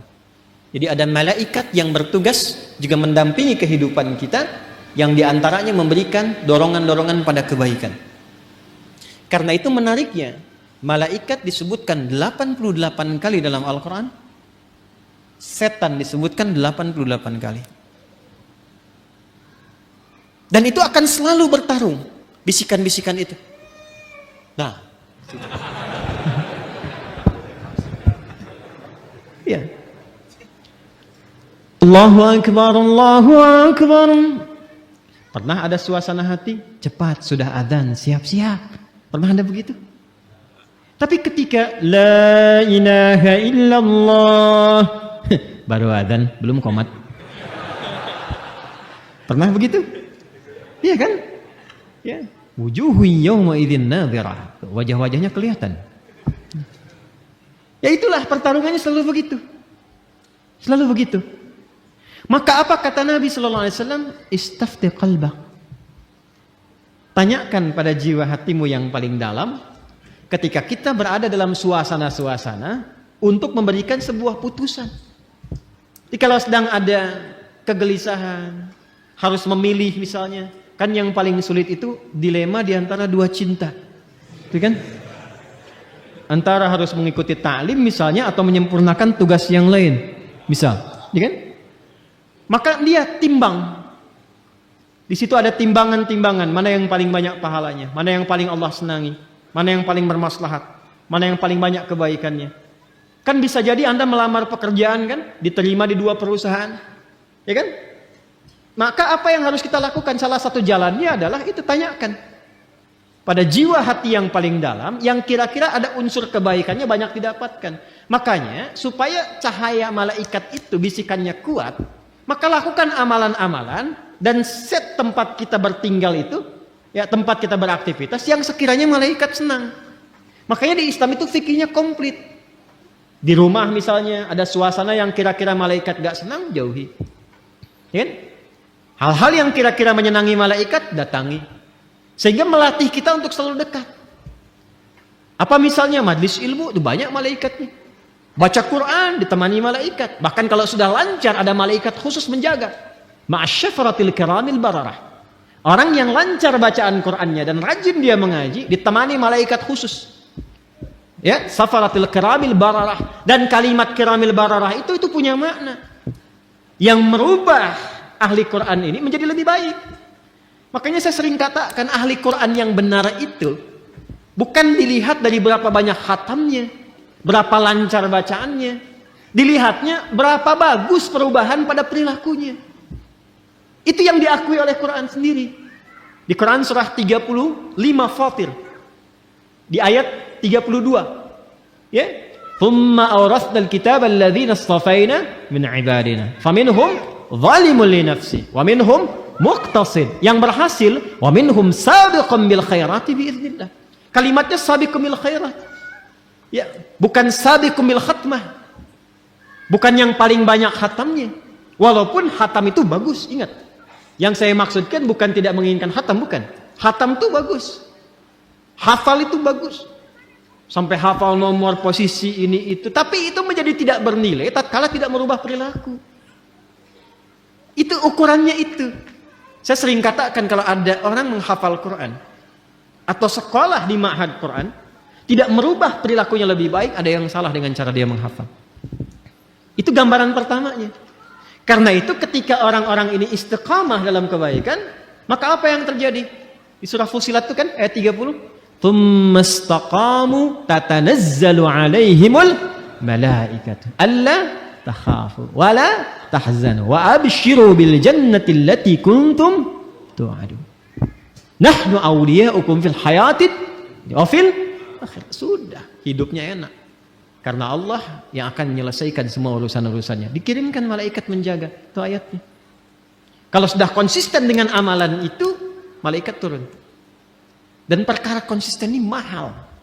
Kan saya sering katakan, itu untuk konsisten, kita butuh 9 tahapan kan. Consist 1, consist 2, consist 3, consist 4, sampai konsisten. Tahapannya apa? Nah ini amalan yang kedua. Amalan kedua.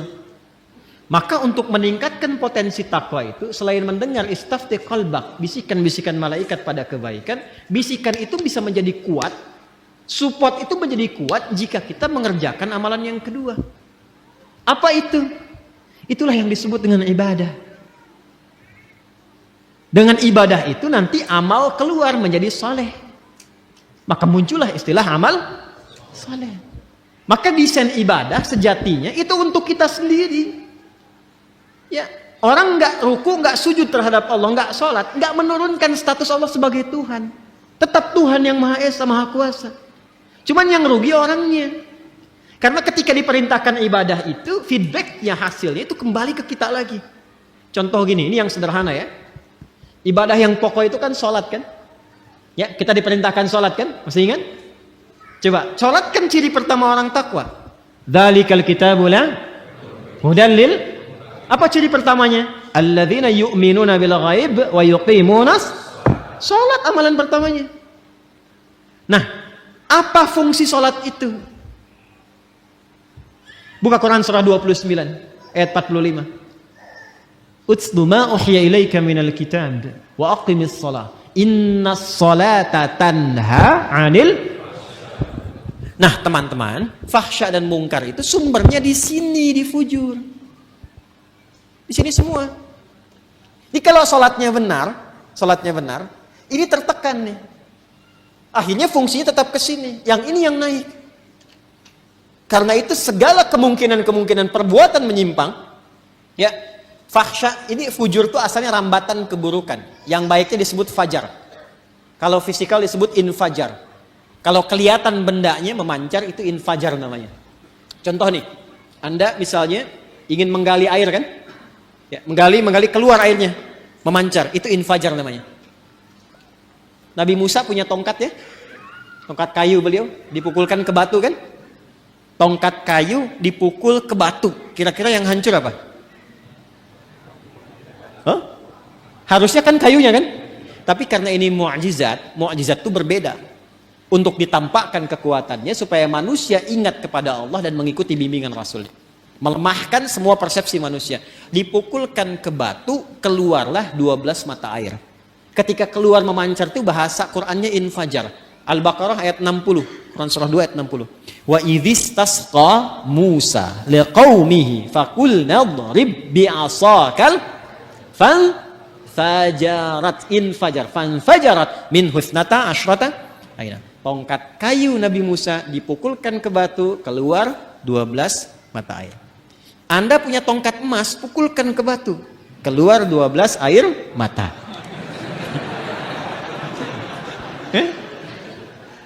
Itu keluar tuh, itu infajar. Ya, nanti ada makna majasi kiasan, disebut fajar namanya. Ya, cahaya matahari pertama yang membelah kegelapan malam itu disebut apa? Fajar. Nah, itu hakikinya. Majasinya adalah respon kita, sinyal kita yang menangkap seruan. Ketika fajar itu tiba, ditangkap oleh hati kita, suara azan itu untuk mendekat kepada Allah. Waktunya subuh, pancarannya disebut dengan fajar. Lawan dari fajar itu, secara bahasa, itu disebut fujur. Rambatan-rambatan keburukan. Itu yang merambat nih, ada yang merambat ke syahwat faraj. Ya. Keluarnya apa? Porno aksi, pornografi, kata-kata jorok, LGBT, ya. Longsor, gempa, banjir, tsunami, macam-macam tuh. Hati-hati. Bencana-bencana kalau semakin banyak, ada yang harus banyak direnungkan dan dievaluasi. Nah, hal-hal yang terkait dengan fahsya, zina, pornografi, porno aksi, dan turunan-turunannya, itu yang terkait dengan rambatan-rambatan fujur yang disebabkan pada nafsu syahwat. Ada yang kedua, sumbernya merambatnya ke nafsu perut dan akal. Ingin selalu tampil lebih terhormat, ingin tampil sombong, ingin ambil ini, ambil itu lagi. Itu mungkar namanya. Mencuri, merampok, membunuh, menipu, hoax dan sebagainya itu mungkar. Karena itu diingkari langsung oleh jiwa kita. Fahsya dan mungkar itu bisa dicegah kalau kita bisa tekan ini. Apa dan bagaimana caranya? Maka diturunkanlah perintah untuk ibadah berupa sholat. Ketika sholat dikerjakan, tujuan utamanya innas sholata tanha anil fahsya. Makanya ketika kita mulai bertakbir, kita diberikan oleh Allah melalui petunjuk Rasulullah sebuah isyarat bahwa penting menjaga bagian dalam tubuh kita ini, terutama dijaga di bagian terluar. Makanya ketika orang bertakbir Allahu Akbar kan sedekap begini. Ini ilmunya mahal, bukan ilmu utak-atik. Ini bukan cocok logi. Ingat, saya sudah mengkaji dari ayatnya sampai ke hadisnya, sampai ke kitab-kitabnya. Ini ada maknanya. Semua tentang sholat itu bukan gerakan biasa. Jadi gerakannya ada maknanya, bacaannya ada maknanya. Termasuk kenapa diberi nama subuh, zuhur, asar, maghrib, isya. Itu ada maknanya. Kalau mau konsisten dengan waktu, sore itu bukan sholat asar, sholat masa. Tapi kenapa asar? Ya kan? Kalau mau konsisten, zuhur itu sholat nahar. Kenapa zuhur? Ada maknanya. Jadi mengangkat kita begini saja ada maknanya. Terlalu dalam dan luas kalau kita kaji dari awal. Tapi saya ingin tunjukkan terkait dengan ini saja. Kan ketika mengangkat ini kan di sini kan kita simpan. Kita jaga itu. Ya kan? Ini tuh menutup sadrun. Makanya itu di fikih itu ala sadri. Dari 3 pendapat itu di perut ini. Di perut yang satu begini. Kemudian sodar, ini sodar tuh di sini. Ada rongga antara perut dengan dada, ini sodar namanya. Di sini nahar. Nahar itu yang lebih dekat ke leher di sini. Ya, nahar di sini, ke tenggorokan di sini. Dia ada di sini, ada di sini, ada di sini. Yang lebih terlihat lebih kuat tuh di sini karena sesuai dengan pemaknaan ini. Sodrun di sini.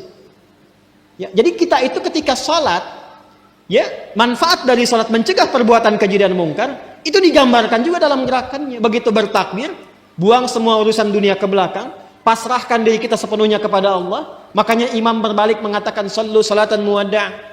Salat rasakan seolah-olah ini salat perpisahan.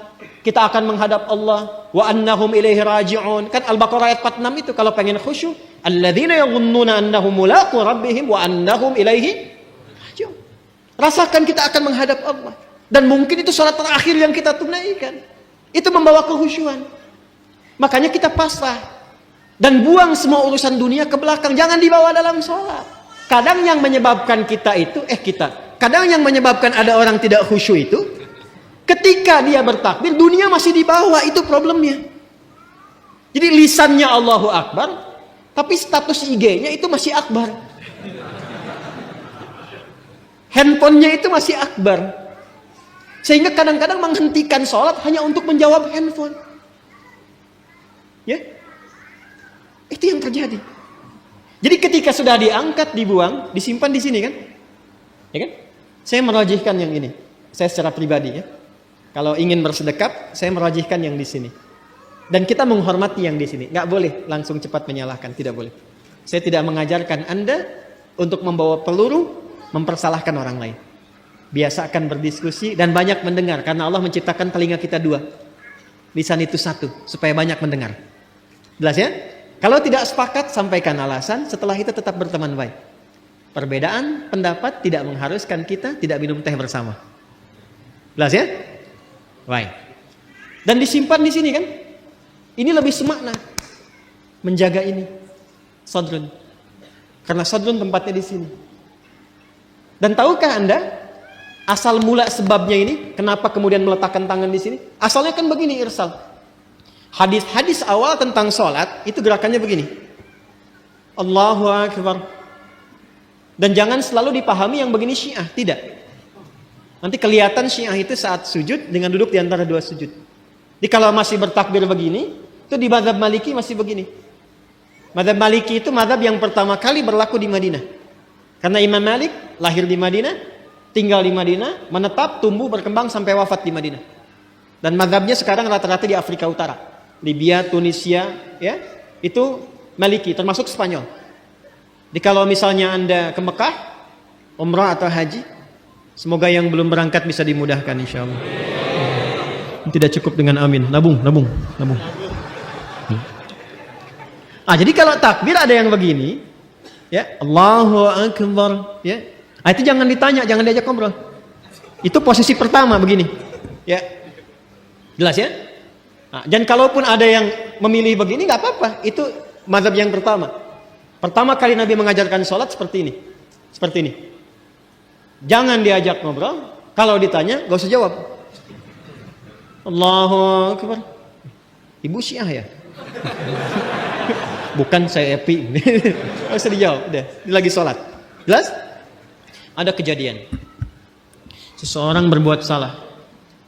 Kesalahannya cukup besar. Bahkan dari riwayat menyebutkan termasuk dosa-dosa yang seharusnya dihindari. Dosa besar. Lalu apa yang terjadi? Dia datang kepada Nabi untuk dihukum. Ini Masya Allah sahabat dulu itu. Jadi kalau berbuat salah, ini yang mahal ini. Mengakui diri ke hadapan hakim tertinggi, minta untuk diluruskan, bahkan tidak sungkan dihukum. Bukan bersembunyi dan sulit dicari gitu. Ya, itu datang sendiri.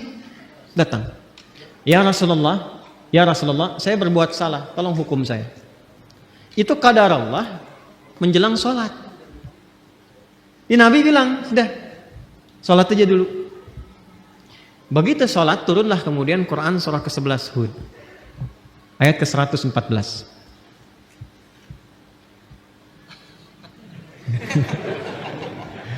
Quran surah ke-11 Hud ayat 114. Buka surahnya. Aqimis salata tarafain nahar wa zulafan minal lail. Innal hasanati yudhhibunas sayyi'at. Itu asalnya. Quran surah 11 ayat 114. Tunaikanlah salat di kedua sisi siang itu. Kemudian juga ke malamnya. Maksudnya 5 waktu. Nanti ini disinggung, ini bahasanya tinggi. Nanti yang seperti ini banyak, seperti di Al-Isra ayat 78. Aqimis salata liduluki syamsi ila ghasaqil laili wa qur'anan fajr. Lalu yang menarik ini, innal hasanati yudhhibnas sayyi'at. Semua salat yang dikerjakan itu disifati langsung oleh Allah dalam Al-Qur'an dengan nama hasanah. Innal hasanati yudhhibnas sayyi'at. Orang-orang yang mampu salat dengan benar itu akan melahirkan hasanah dan langsung menggugurkan kesalahan-kesalahannya.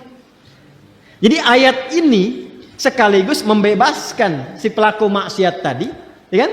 Dalam ancaman hukuman itu langsung pembebasannya turun wahyu dari Allah. Dan diampuni sama Allah.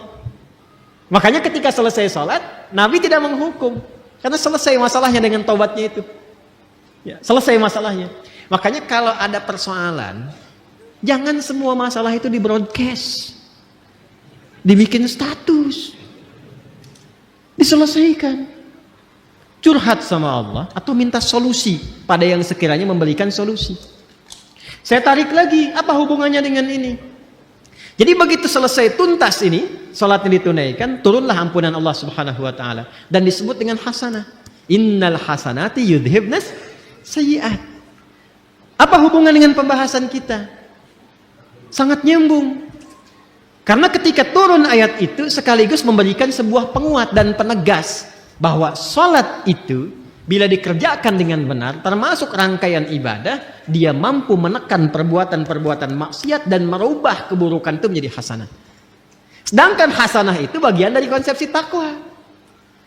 Coba Al-Arba'in, ini ngaji hadisnya sampai mana ya? Coba Al-Arba'in dibuka yang nomor 18 itu. Ya. Kalau saya nggak keliru nomor 18 tuh. An Jundub bin Junadah wa Mu'adz bin Jabal radhiyallahu taala anhu maqala qala Rasulullah sallallahu alaihi wasallam ittaqillaha haitsuma kunta wa atbi'is sayyi'atal hasanata tamhuha. Kan kalimat hasanah dibuka dengan takwa di situ kan? Hei, mana hafalannya nih? Saya menghafal satu-satu bagian hidup kita itu. Ittaqillaha haitsuma kunta. Tingkatkan takwamu kepada Allah dimanapun kamu berada. Kalau mampu meningkatkan takwa akan melahirkan hasanah. Hasanah itu yang akan menutup segala keburukan-keburukan. Makanya kalau orang sholatnya benar, muncullah kemudian rambatan-rambatan kebaikan, tertutup peluang-peluang setan untuk menggoda, yang keluar yang baik-baiknya saja. Itu yang menjadikan digambarkan dalam sholat ketika kita kemudian angkat tangan, simpan di sini, menutup ini, tutup, jaga, dan lihat baik-baik. Cara menutupnya kan begini. Ini sekali lagi, ini bukan ilmu takatik ya. Ini hasil riset. Coba lihat baik-baik. Yang ditutup yang kiri kan? Yang tutup yang kanan kan? Begini kan? Bukan begini ya? Awas, kanan di depan, begini. Yang menutup, kiri di dalam. Baru begini kan? Dan ada 3 cara. 3 cara. Yang telapak ini ketemu punggung di sini. Satu. Kemudian ini bisa menggenggam, bisa begini. Bisa begini, bisa menggenggam. Sama antara laki-laki dengan perempuan. Ini satu. Yang kedua, ini pergelangan. Ketemu pergelangan di sini. Ini. Di sini begini. Yang pertama begini. Ini telapak ketemu punggung begini, bisa digenggam.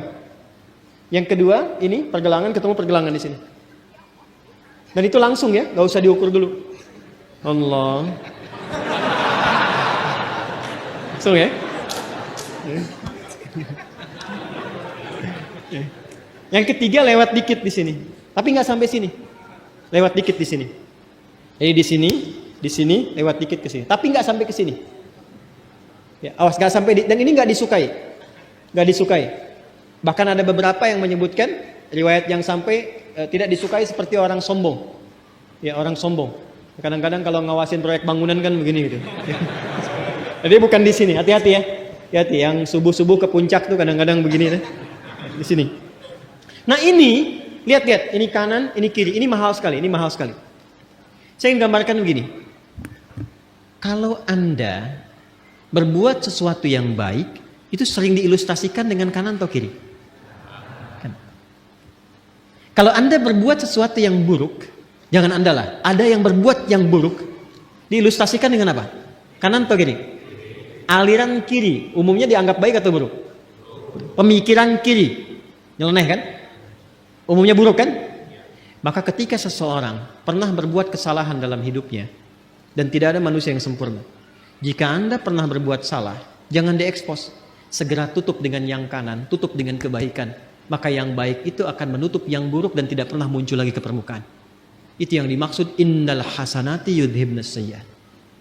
Jadi bukan dibikin status, bukan dibuka, bukan diobral. Nggak nyangka ya. Itu udah nyangka. Itu udah nyangka. Ya. Saya tidak Ustaz, bagus. Tidak seperti ibu itu tuh Ustaz. Dia mah kalau tutup, segera tutup. Itu yang dimaksud innal hasanati yudhibnas sayyi'at. Makanya ketika kita sudah tutup begini, kita mengakui sama Allah saja. Ini yang dimaksud perkataan Nabi Ya'qub, innama ashku bathi wa huzni ila. Curhatnya sama Allah. Makanya ketika ditutup kita bilang, kita ngaku. Yang di Al-Bukhari, riwayat sahabat Abu Hurairah, Allahumma ba'id baini wa baina khatayaya. Khataya, ya. Ada ya kecilnya. Harus muncul ya kecilnya di kalimat pertama. Allahumma ba'id baini wa baina khataya, ya. Karena ya terakhir itu pengakuan. Cara menerjemahkannya begini. Kadang cara menerjemahkan itu kalau mau dalam, kadang-kadang ada yang harus diawalkan walaupun urutan katanya di terakhir. Khataya itu jama dari kata khoti'ah. Kesalahan yang dilakukan sekali. Kalau berkali-kali, khataya, ya-nya panjang, khataya. Kalau ada ya pendek di akhirnya, ya, gitu, khataya, ya, ya terakhirnya itu mengakui, pengakuan, salah. Jadi kita berkata begini dalam salat, begitu kita tutup begini, kita katakan, ya Allah, saya mengakui hamba ini banyak dosanya. Dan kita sedang menghadap Allah. Dan suasananya kita merasakan mungkin itu sholat terakhir yang kita tunaikan. Kan bahasa Qurannya begitu. Wa annahum ilaihi raji'un. Rasakan mungkin kamu berpulang dalam sholat itu. Kan ingin husnul khatimah kan? Makanya kita katakan, ya Allah, aku ini hamba merasa banyak dosa. Sebelum sholat mata salah lihat, lisan salah bicara, akal salah berpikir, sampai kaki salah melangkah, tapi masih berani kita untuk bersujud kepada Allah. Makanya kita minta ampunan. Datang kita mengatakan, hamba mengakui banyak salah ya Allah, tapi Engkau itu maha pemaaf, maha pengampun. Maka hamba mohon, makanya pakai Allahumma. Allahumma itu ada ketawaduan di situ dan penuh harap. Ya, itu yang dimaksud Quran surah 7 ayat 205 itu. Wadhkur rabbaka fi nafsika tadarruan wa khifatan wa dunal jahri minal qaul. Kita mengharap, ya Allah, hamba mengakui banyak salah, banyak dosanya, namun Engkau yang maha pengampun, pemaaf yang tanpa batas pemaafanmu. Mohon jauhkan antara hamba dan kesalahan-kesalahan hamba di akhirat nanti, sejauh timur dan barat yang tidak pernah tampak. Hamba nggak pengen lihat lagi. Karena di akhirat sekecil apapun ditampakkan. Wa may ya'mal mithqala dzarratin syarran yarah. Kebaikan ditampakkan, keburukan pun tampak. Nah, kita tuh nggak ingin lihat lagi itu. Sekarang ditutupi pun segelintir orang nggak lihat. Tapi di akhirat diviralkan ke semua penghuni langit dan bumi. Makanya kalau nggak diperbaiki sekarang, mesti hati-hati. Cepat taubat dari sekarang. Untuk kita semua. Sebab kalau sudah alamnya berpindah, viralnya itu semua tahu. Oh. Adi Hidayat tuh begitu rupanya. Kelihatannya begini-begini, ternyata begitu. Begini, begitu. Begini, begitu. Ini kelihatan beda. Lain. Nah, kita nggak pengen itu tampak. Makanya pakai alif ba'id, ada pakai tasydid ba'id. Ba'id sa'ni. Jam itu tolong jauhkan dariku. Pakai tasydid, artinya jauhkan tapi masih kelihatan. Tapi kalau ba'id, jauhkan sejauh-jauhnya. Allahumma naqqini minal khataaya kama yunaqqa thawbul abyadhu minad danas. Ya Allah, kalau dosa itu seperti kotoran yang melekat, noda yang melekat di pakaian, maka sekalipun ya Allah, mesti dibaikin bahasa kita ya, atau dicuci bersihkan aja. Allahumma ghsilhu bil ma'i was salji wal barad. Ya Allah, kalau perlu gunakan air yang dingin untuk membersihkan. Ini bahasa majas tinggi sekali. Ini bahasa taubat yang dalam. Makanya kalau kita merasakan itu, paham bacaannya, itu bisa kita menghadirkan kehusyuan itu luar biasa. Luar biasa. Ada lagi doa yang lain. Allahu Akbar kabira. Alhamdulillah katsira. Subhanallahi bukratan wa asila. Satu doa. Tambah lagi misalnya, wajjahtu wajhiya lilladzi fataras samawati wal arda hanifan muslima wa ma ana minal inna salati wa nusuki wa mahyaya wa mamati lillahi rabbil la syarika lahu bidzalika umirtu wa ana awwalul muslimin wa ana minal muslimin. Itu malaikat turun datang menjaga. Makanya Ali bin Abi Thalib sangat konsisten membaca doa itu dalam iftitahnya. Itu tinggi nilainya. Ya Allah, saya pasrah dalam salat ini kepada pencipta penguasa langit dan bumi. Ya Allah, saya salat selama ini, saya ibadah selama ini, saya hidup pun ya Allah, atau engkau wafatkan aku saat salat ini, aku pasrah lillahi rabbil alamin. La syarikalah, aku berikrar gak akan pernah musyrik kepadamu ya Allah. Dan mohon saksikan, wa ana minal muslimin atau wa ana awwalul muslimin, sejak saat ini saya salat, saya akan lebih tunduk patuh pada semua ketentuanmu. Makanya kalau baca doa iftitah yang wajah tuh abis sholat berbuat maksiat, wah itu saya nggak bisa lukiskan. Ada hal yang tidak tepat yang dilakukan. Nah, ini yang dimaksudkan itu. Ini yang tadi saya katakan, untuk menjaga takwa supaya muncul, supaya kuat, maka ibadah itu perbanyak. Di antaranya sholat, makanya sholatnya tingkatkan. Yang 5 itu standar, yang pokok itu. Tambah. Semua menu sholat keluarkan dan rasakan perbedaannya. Rasakan perbedaannya, rasakan bedanya, bedakan rasanya, dan pasti akan terasa bedanya. Menunya keluarkan menunya. Apa saja sholat sunnahnya? Ya, dari mulai pagi, siang, sore sampai ke malam. Lalu saya sih menyarankan pada diri saya dan mengajak pada teman-teman, sepanjang hidup berusahalah semua menu sholat pernah ditunaikan. Ya, berusahalah. Rinci dulu. Minimal walaupun cuma sekali misalnya yang sunnah.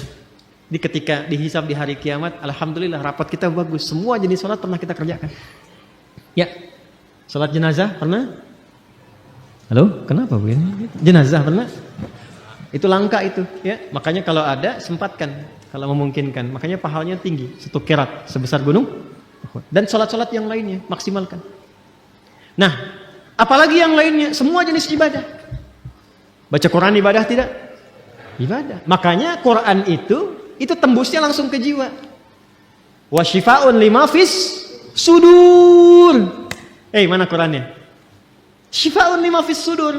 Sedangkan setan tugasnya memberikan waswas. Alladzi yuwaswisu fi sudur linnas. Lawan dari itu apa? Quran. Makanya kalau orang rajin baca Quran, bacanya benar, setan menjauh. Menjauh setan. Apalagi misalnya infak. Infak itu untuk melapangkan jiwa. Berbagi itu bisa melapangkan hati. Sama dengan memaafkan orang lain.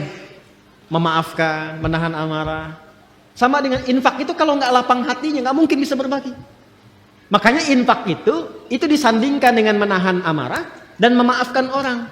Itu satu sandingan di Ali Imran ayat 134. Alladzina yunfiquna fis sarra'i wad dharra wal kadhiminal ghaidha wal 'afina 'anil nas wallahu yuhibbul muhsinin. Dan itu ciri orang takwa. Karena ayat 133-nya berbicara tentang ciri orang takwa. Kan Anda tulis tadi, Quran surah 3 ayat 133 sampai 134. Wasari'u ila maghfiratin mir rabbikum wa jannatin 'arduha as-samawati wal ardu u'iddat lil. Siapa orang takwa yang punya surga seluas langit dan bumi ini?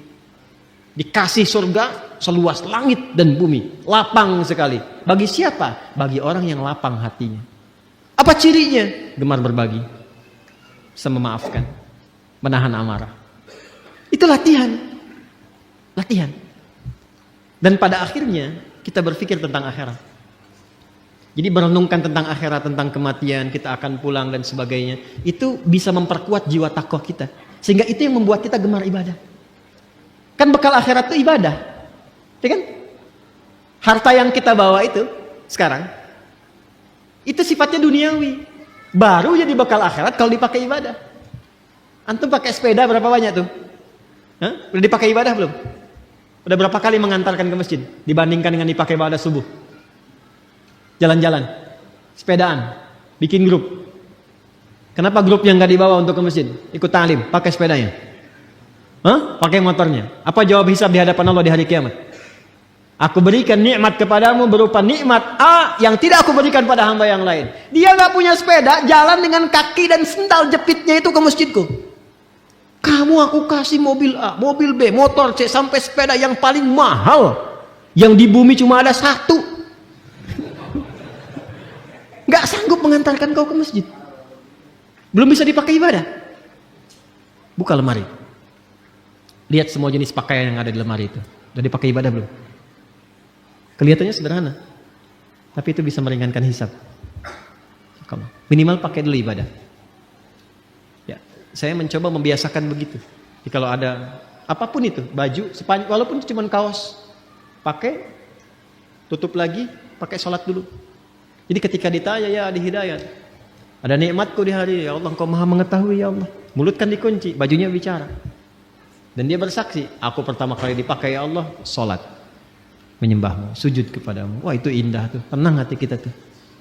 Tenang. Nah, semua amalan ibadah ini, kalau kita jeli, bukankah dikumpulkan saat Ramadan dilatih? Sholat meningkat kan? Ya kan? Infak meningkat kan? Terus kita menahan amarah kan? Berusaha memaafkan orang lain kan? Lebih banyak ingat akhirat ya? Banyak menghatamkan Quran ya? Apa tujuannya? La'allakum tattaqun. Supaya sifat-sifat kebaikan di jiwa takwa itu muncul. Nah sekarang, malam ini tinggal kita evaluasi diri. Apakah pancaran-pancaran itu sudah keluar dari ekspresi tubuh kita dari ujung kepala sampai ujung kaki? Itu yang dijaga, dimaksimalkan sampai kita berpulang. Bila kita mampu berlatih itu, yang pertama Allah berikan ke dalam jiwa tanda-tanda mendapatkan perubahan itu, tanda-tandanya, pertama diberikan ketenangan dulu. Ketenangan. Makanya kata sodrun itu dilekatkan dengan insyirah, syarah. Syarah itu lapang, tenang, nyaman. Nabi ketika mendapatkan ketenangan, turun Quran surah Al-Insyirah. Surah 95 itu kan? Ayat 94, 95 At-Tin. Ya. Alam nashrah laka sadra. Itu kan sadrun. Ya, alam nashrah laka. Bukankah sudah kami lapangkan keadaan jiwamu ya Muhammad sallallahu alaihi wasallam? Makanya bedanya Nabi Muhammad dengan Nabi Musa digambarkan di Quran. Lapang Nabi Muhammad lebih lapang. Nabi Musa itu sebelum berdakwah ke Firaun, doa dulu. Rabbi shrahli sadri. Qala rabbi shrahli. Quran surah apa? Taha. Ayat berapa? 25. Kan? Qala rabbi shrahli sadri. Wa yassirli amri. Wahlul 'uqdatam lisani yafqahu. Ya Allah lapangkan hatiku supaya kalau dicaci maki Firaun karena hatinya lapang nggak banyak berefek. Sebab kalau berefek sedikit saja Nabi Musa tersinggung keluar kata-kata jadi karena beliau nabi. Firaun ya Allah keterlaluan nih. Wafatkan aja sekarang, wafat. Hikmah nggak tampak. Ya. Jadi beliau berdoa, Rabbi shrahli sadri. Berdoa dikabulkan. Nabi Muhammad nggak minta turun ayat alam nashrah laka sadri. Nabi Musa berdoa wa yassirli amri, dikabulkan. Nabi Muhammad nggak minta turun ayat wa nuyassiruka lil yusra. Wa yassirli amri wa nuyassiruka lil yusra. Itulah keindahannya. Nah itu diwariskan kepada kita ajaran-ajaran itu. Karena itu beruntung umat Nabi Muhammad itu.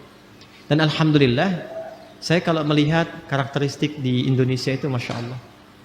Bakat-bakat kemuliaannya itu tinggi. Bakat baiknya ada. Tinggal peningkatannya dan penempatannya dengan cara yang benar. Ya, di luar itu hujan besar, banjir, bisa banyak gelisah. Di Jepang itu banjir bisa bunuh diri. Di kita banjir pakai berenang. Hujan-hujanan. Jadi sekarang tugasnya kita keluarkan lagi. Sampai pertama hati lapang dulu. Nah, jiwa kalau sudah lapang, kelapangan ini bagian terakhir. Maaf ya, di bagian terakhir. Kelapangan yang diperoleh dari hasil ibadah itu disebut tuma'ninah namanya. Apa namanya?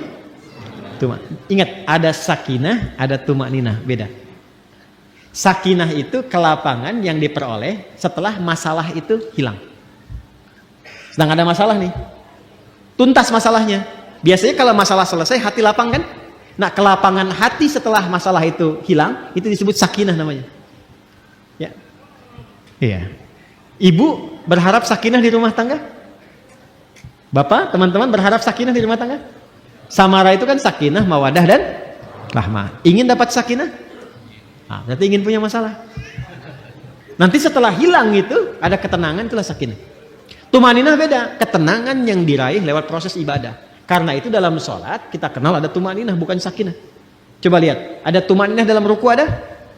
Tumaninah dalam sujud ada? Maksudnya apa? Ruku sampai tenang. Ingat, ini kadang, mohon maaf, saya tidak bermaksud menyalahkan. Hanya mungkin kurang lengkap dalam memahami. Ya, hatta tatma'inna raki'an, sampai kamu tenang dalam ruku itu. Maksudnya begini, ruku sampai merasakan ketenangan. Darah mengalir dulu, enak. Sudah posisi yang enak, baca doa. Doanya teresap dalam jiwa. Sudah dapat ketenangan itu baru bangkit i'tidal. Makanya Nabi itu kadang-kadang rukunya lama. Tapi proporsional kalau sedang sholat berjamaah. Sangat proporsional. Itu yang dimaksudkan. Latihan-latihan tumakninah itu yang dilakukan dalam ibadah itu nanti akan melahirkan ketenangan kepada kolbu. Sifatnya nanti terbawa, kolbunya itu menjadi tenang. Itu yang dimaksud Quran surah 13 ayat 28. Ala bidzikrillahi tatmainnul. Yakinkan pada dirimu, semakin banyak zikirnya, hati menjadi tenang. Dan semua ibadah itu di Quran disebut zikir. Salat disebut zikir, Quran surah ke-20 ayat 14. Wa aqimis sholata lidzikri. Baca Quran disebut zikir karena Qurannya pun zikir. Quran surah 15 Al-Hijr ayat 9. Inna nahnu nazzalna dzikra wa inna lahu lahafizun. Menghafal Quran disebut zikir. 4 kali disebutkan. Quran surah 54 ayat 17, 22, 32, 40. Walaqad yassarnal Qur'ana lidzikri fahal min muddakir. Berdoa disebut zikir. Makanya kalau kita sedang berdoa, hati cenderung lebih tenang. Punya masalah, terus kita berdoa, bukankah setidaknya ada ketenangan dalam jiwa? Karena itu doa disebut zikir. Quran surah 7 ayat 205. Wadhkur rabbaka fi nafsika. Ya, tadarruan wa khifatan wa dunal jahri minal qaul. Ba'da salat kita zikir kan? Subhanallah, alhamdulillah, Allahu akbar, sampai tenang itu. Ya kan? Itu ada di Quran surah 4 ayat 103. Fa idza qadaytumus salata fadhkurullaha qiyaman wa qu'udan wa 'ala junubikum. Itu zikir. Apa manfaat zikir? Ala bi dzikrillahi tatmainnul qulub. Kolbunya menjadi tenang. Ketika kolbu tenang, nafas ikut tenang. Karena nafas itu ada dalam kolbu. Maka sifat nafasnya akan berubah. Latihannya tumakninah. Ketika sering tumakninah, maka sifat tumakninah akan melekat kepada nafas. Maka berubahlah sifat nafas menjadi mutmainnah. Kalau ini dijaga sampai meninggal, sampai pulang, itu panggilannya tinggi di sisi Allah. Dihargai betul kita. Dan dipanggil ketenangan jiwa itu. Maka turunlah Quran surah ke-89 ayat 27 sampai 30 itu. Ya ayyatuhan nafsul mutmainnah. Irji'i ila rabbiki radiyatan mardiyah. Fadkhuli fi ibadi wadkhuli jannati. Jannah di situ mau yang mana? Kata Allah, jadi bagian hambaku masuk surgaku. Nah, surga yang kita harapkan itu, yang dipanggil oleh Allah, ditampakkan kan di hari kiamat tuh, bukan sekedar hari kiamat, saat sakaratul maut itu ada yang ditampakkan oleh Allah. Makanya Sayyidah Asiyah radhiyallahu taala anha, ya kan? Rahimahullah, istrinya Firaun. Itu kan di akhir sakaratul mautnya. Saat beliau diancam siksa oleh Firaun itu. Apa yang terjadi dan diabadikan di Quran kan?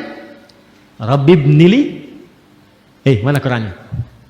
Baitan indaka fil jannah wa najjini min fir'auna wa amalihi. Ya Allah, bangunkan aku satu rumah di surga. Kan?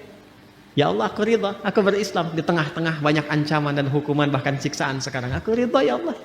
Aku ridha, aku menerima semua itu sepanjang itu adalah bagian dari ketentuan. Mohon dengan segala ketulusan dan keriduan perjuangan ini, berikan aku satu rumah di surga. Ditampakkan langsung. Makanya ketika ditampakkan senyum, riwayatnya kan begitu. Ya, riwayatnya kan begitu. Coba lihat di kitab Al-Bidayah wan Nihayah itu, jilid yang kedua. Ada 21 jilid yang kedua. Itu kisahnya Nabi Musa dan turunannya. Itu senyum. Makanya ketika senyum itu diperlihatkan itu. Ketika senyum, komen Firaun. Kita langsung dislike. Apa komennya? Ini perempuan mau disiksa kok senyum. Firaun nggak tahu apa yang dia lihat pada saat itu. Maka ditampakkanlah kenikmatannya, tenang, senyum. Ketenangan itu yang menjadikan pulangnya tak terasa. Seperti rambut yang ditarik dari adonan yang sangat lembut itu. Halus. Ya kan? Ada yang lagi tiduran, tiba-tiba tidur untuk selamanya. Hati-hati yang lagi tiduran. Yang lagi baca Quran, ada yang lagi sujud meninggal. Ya kan? Ya, luar biasa tuh. Nah, itu yang dimaksudkan. Jadi semua nyambung. Nah, fadkhuli jannati, masuk ke surgaku. Surga yang mana yang dimasuki? Itu bergantung pada latihan ibadah kita untuk membentuk karakter nafsu mutmainnah tadi. Makanya orang-orang yang masuk surga Firdaus pun latihannya nggak jauh dari sholat, dari zakat, menahan nafsu. Coba lihat Quran surah ke-23 tadi, ayat 1 sampai 11. Qad aflahal mu'minun. Siapa itu? Alladzina hum fi salatihim khashu'un. Walladzina hum 'anil lagwi mu'ridun. Walladzina hum lizakati berbagi, latihan sholat itu sampai ulaika humul warithun alladzina yarithunal firdausa hum fiha khalidun. Anda menulis di taman surga, Quran surah 51 tadi, ayat 15 sampai 23, apa amalannya? Innal muttaqina fi jannatin wa 'uyun akhidhina ma atahum rabbuhum innahum kanu qabla dzalika muhsinin. Apa amalannya? Kanu qalila minal laili ma yahja'un. Salat wa bil asharihum yastaghfirun, dzikir wa fi amwalihim haqqul lis-sa'ili wal mahrum, berbagi. Itu enggak jauh. Makanya hidup tuh itu aja yang dikeluarkan. Keluarkan kurikulum surganya, konsisten ikuti sampai meninggal, enggak susah. Itu aja. Tuh meninggal juga. Tuh, meninggal. Meninggal. Sama kita semua. CM, calon meninggal. Ya. Pasti meninggal kan? Pas sudah tahu akan meninggal, kenapa nggak disiapin? Anda kalau sudah tahu mendung di luar, kan hujan dan terlihat sudah mulai ada, airnya sudah mulai jatuh-jatuh, bukankah Anda siap-siap? Ini manusia ini kadang-kadang aneh gitu logika berpikirnya. Udah tahu mau meninggal, tapi nggak siap-siap buat meninggalnya. Dan kita ini beruntung jadi muslim, karena sebelum meninggal sudah dikabari bekal-bekal untuk persiapan meninggal. Dan diinfokan alam setelah meninggal. Temukan dimanapun, Anda nggak akan temukan keterangan bab-bab tentang pasca kematian. Ada apa, tahap stepnya kemana, bagaimana hasilnya, dan seterusnya. Karena itu mari kita keluarkan kurikulum kehidupannya. Sekarang saatnya kita membuktikan kepada Allah Subhanahu Wa Taala bahwa kita telah lulus Ramadan. Insya Allah kita menjadi bagian orang bertakwa. Tinggal sekarang keluarkan kurikulum takwanya, konsisten ikuti itu sampai kita berpulang pada Allah Subhanahu Wa Taala. Saya tutup. Ayat Qur'annya berbunyi la'allakum tattaqun. Al-Imam As-Suyuti mengomentari kata la'allakum dengan sifat taraji. Taraji itu huruf yang menunjukkan harapan, ingin diraihnya sesuatu, tapi tidak mungkin didapatkan kecuali dengan kesungguhan. Serius. Maka dari mulai saat ini, semua kurikulum-kurikulum Ramadan yang pernah kita optimalkan itu, keluarkan lagi. Pelan-pelan kita isi itu. Walaupun mungkin tidak harus sama dengan Ramadan. Ramadan sekian rakaat, mungkin sekarang biasa. Tidak apa-apa. Perbandingannya jangan sama Ramadan, terlalu jauh. Bandingkan dengan sebelum kita masuk Ramadan. Ya, kalau sebelum Ramadan nggak pernah tahajud, pasca Ramadan tahajud, walaupun cuma 2 rakaat, witir 1, berhasil. Tinggal jaga sampai mendapatkan kenikmatannya. Assalamualaikum. Mungkin kita Today, sibuk I menyiapkan want to talk makanan, about pakaian, the dan jadwal importance of ibadah. prayer in Tapi jangan Islam. lupa, yang paling penting Assalamualaikum. adalah menyiapkan hati, Today, maafkan I want yang to talk menyakiti. about Lepaskan the beban di importance dada of dan prayer in kembalilah Islam. kepada Allah dengan penuh harap. Assalamualaikum. Masuklah ke Ramadan dengan Today, jiwa yang I tenang. want to talk Karena about hati yang damai the akan lebih importance mudah of khusyuk prayer dalam in ibadah. Islam. Semoga Ramadan kali ini Assalamualaikum. bukan sekadar lewat, Today, tapi I want to benar-benar talk mengubah about hidup kita, the ya Allah. importance of Sampaikan prayer kami in ke Islam. Ramadan dalam keadaan terbaik. Assalamualaikum. Amin.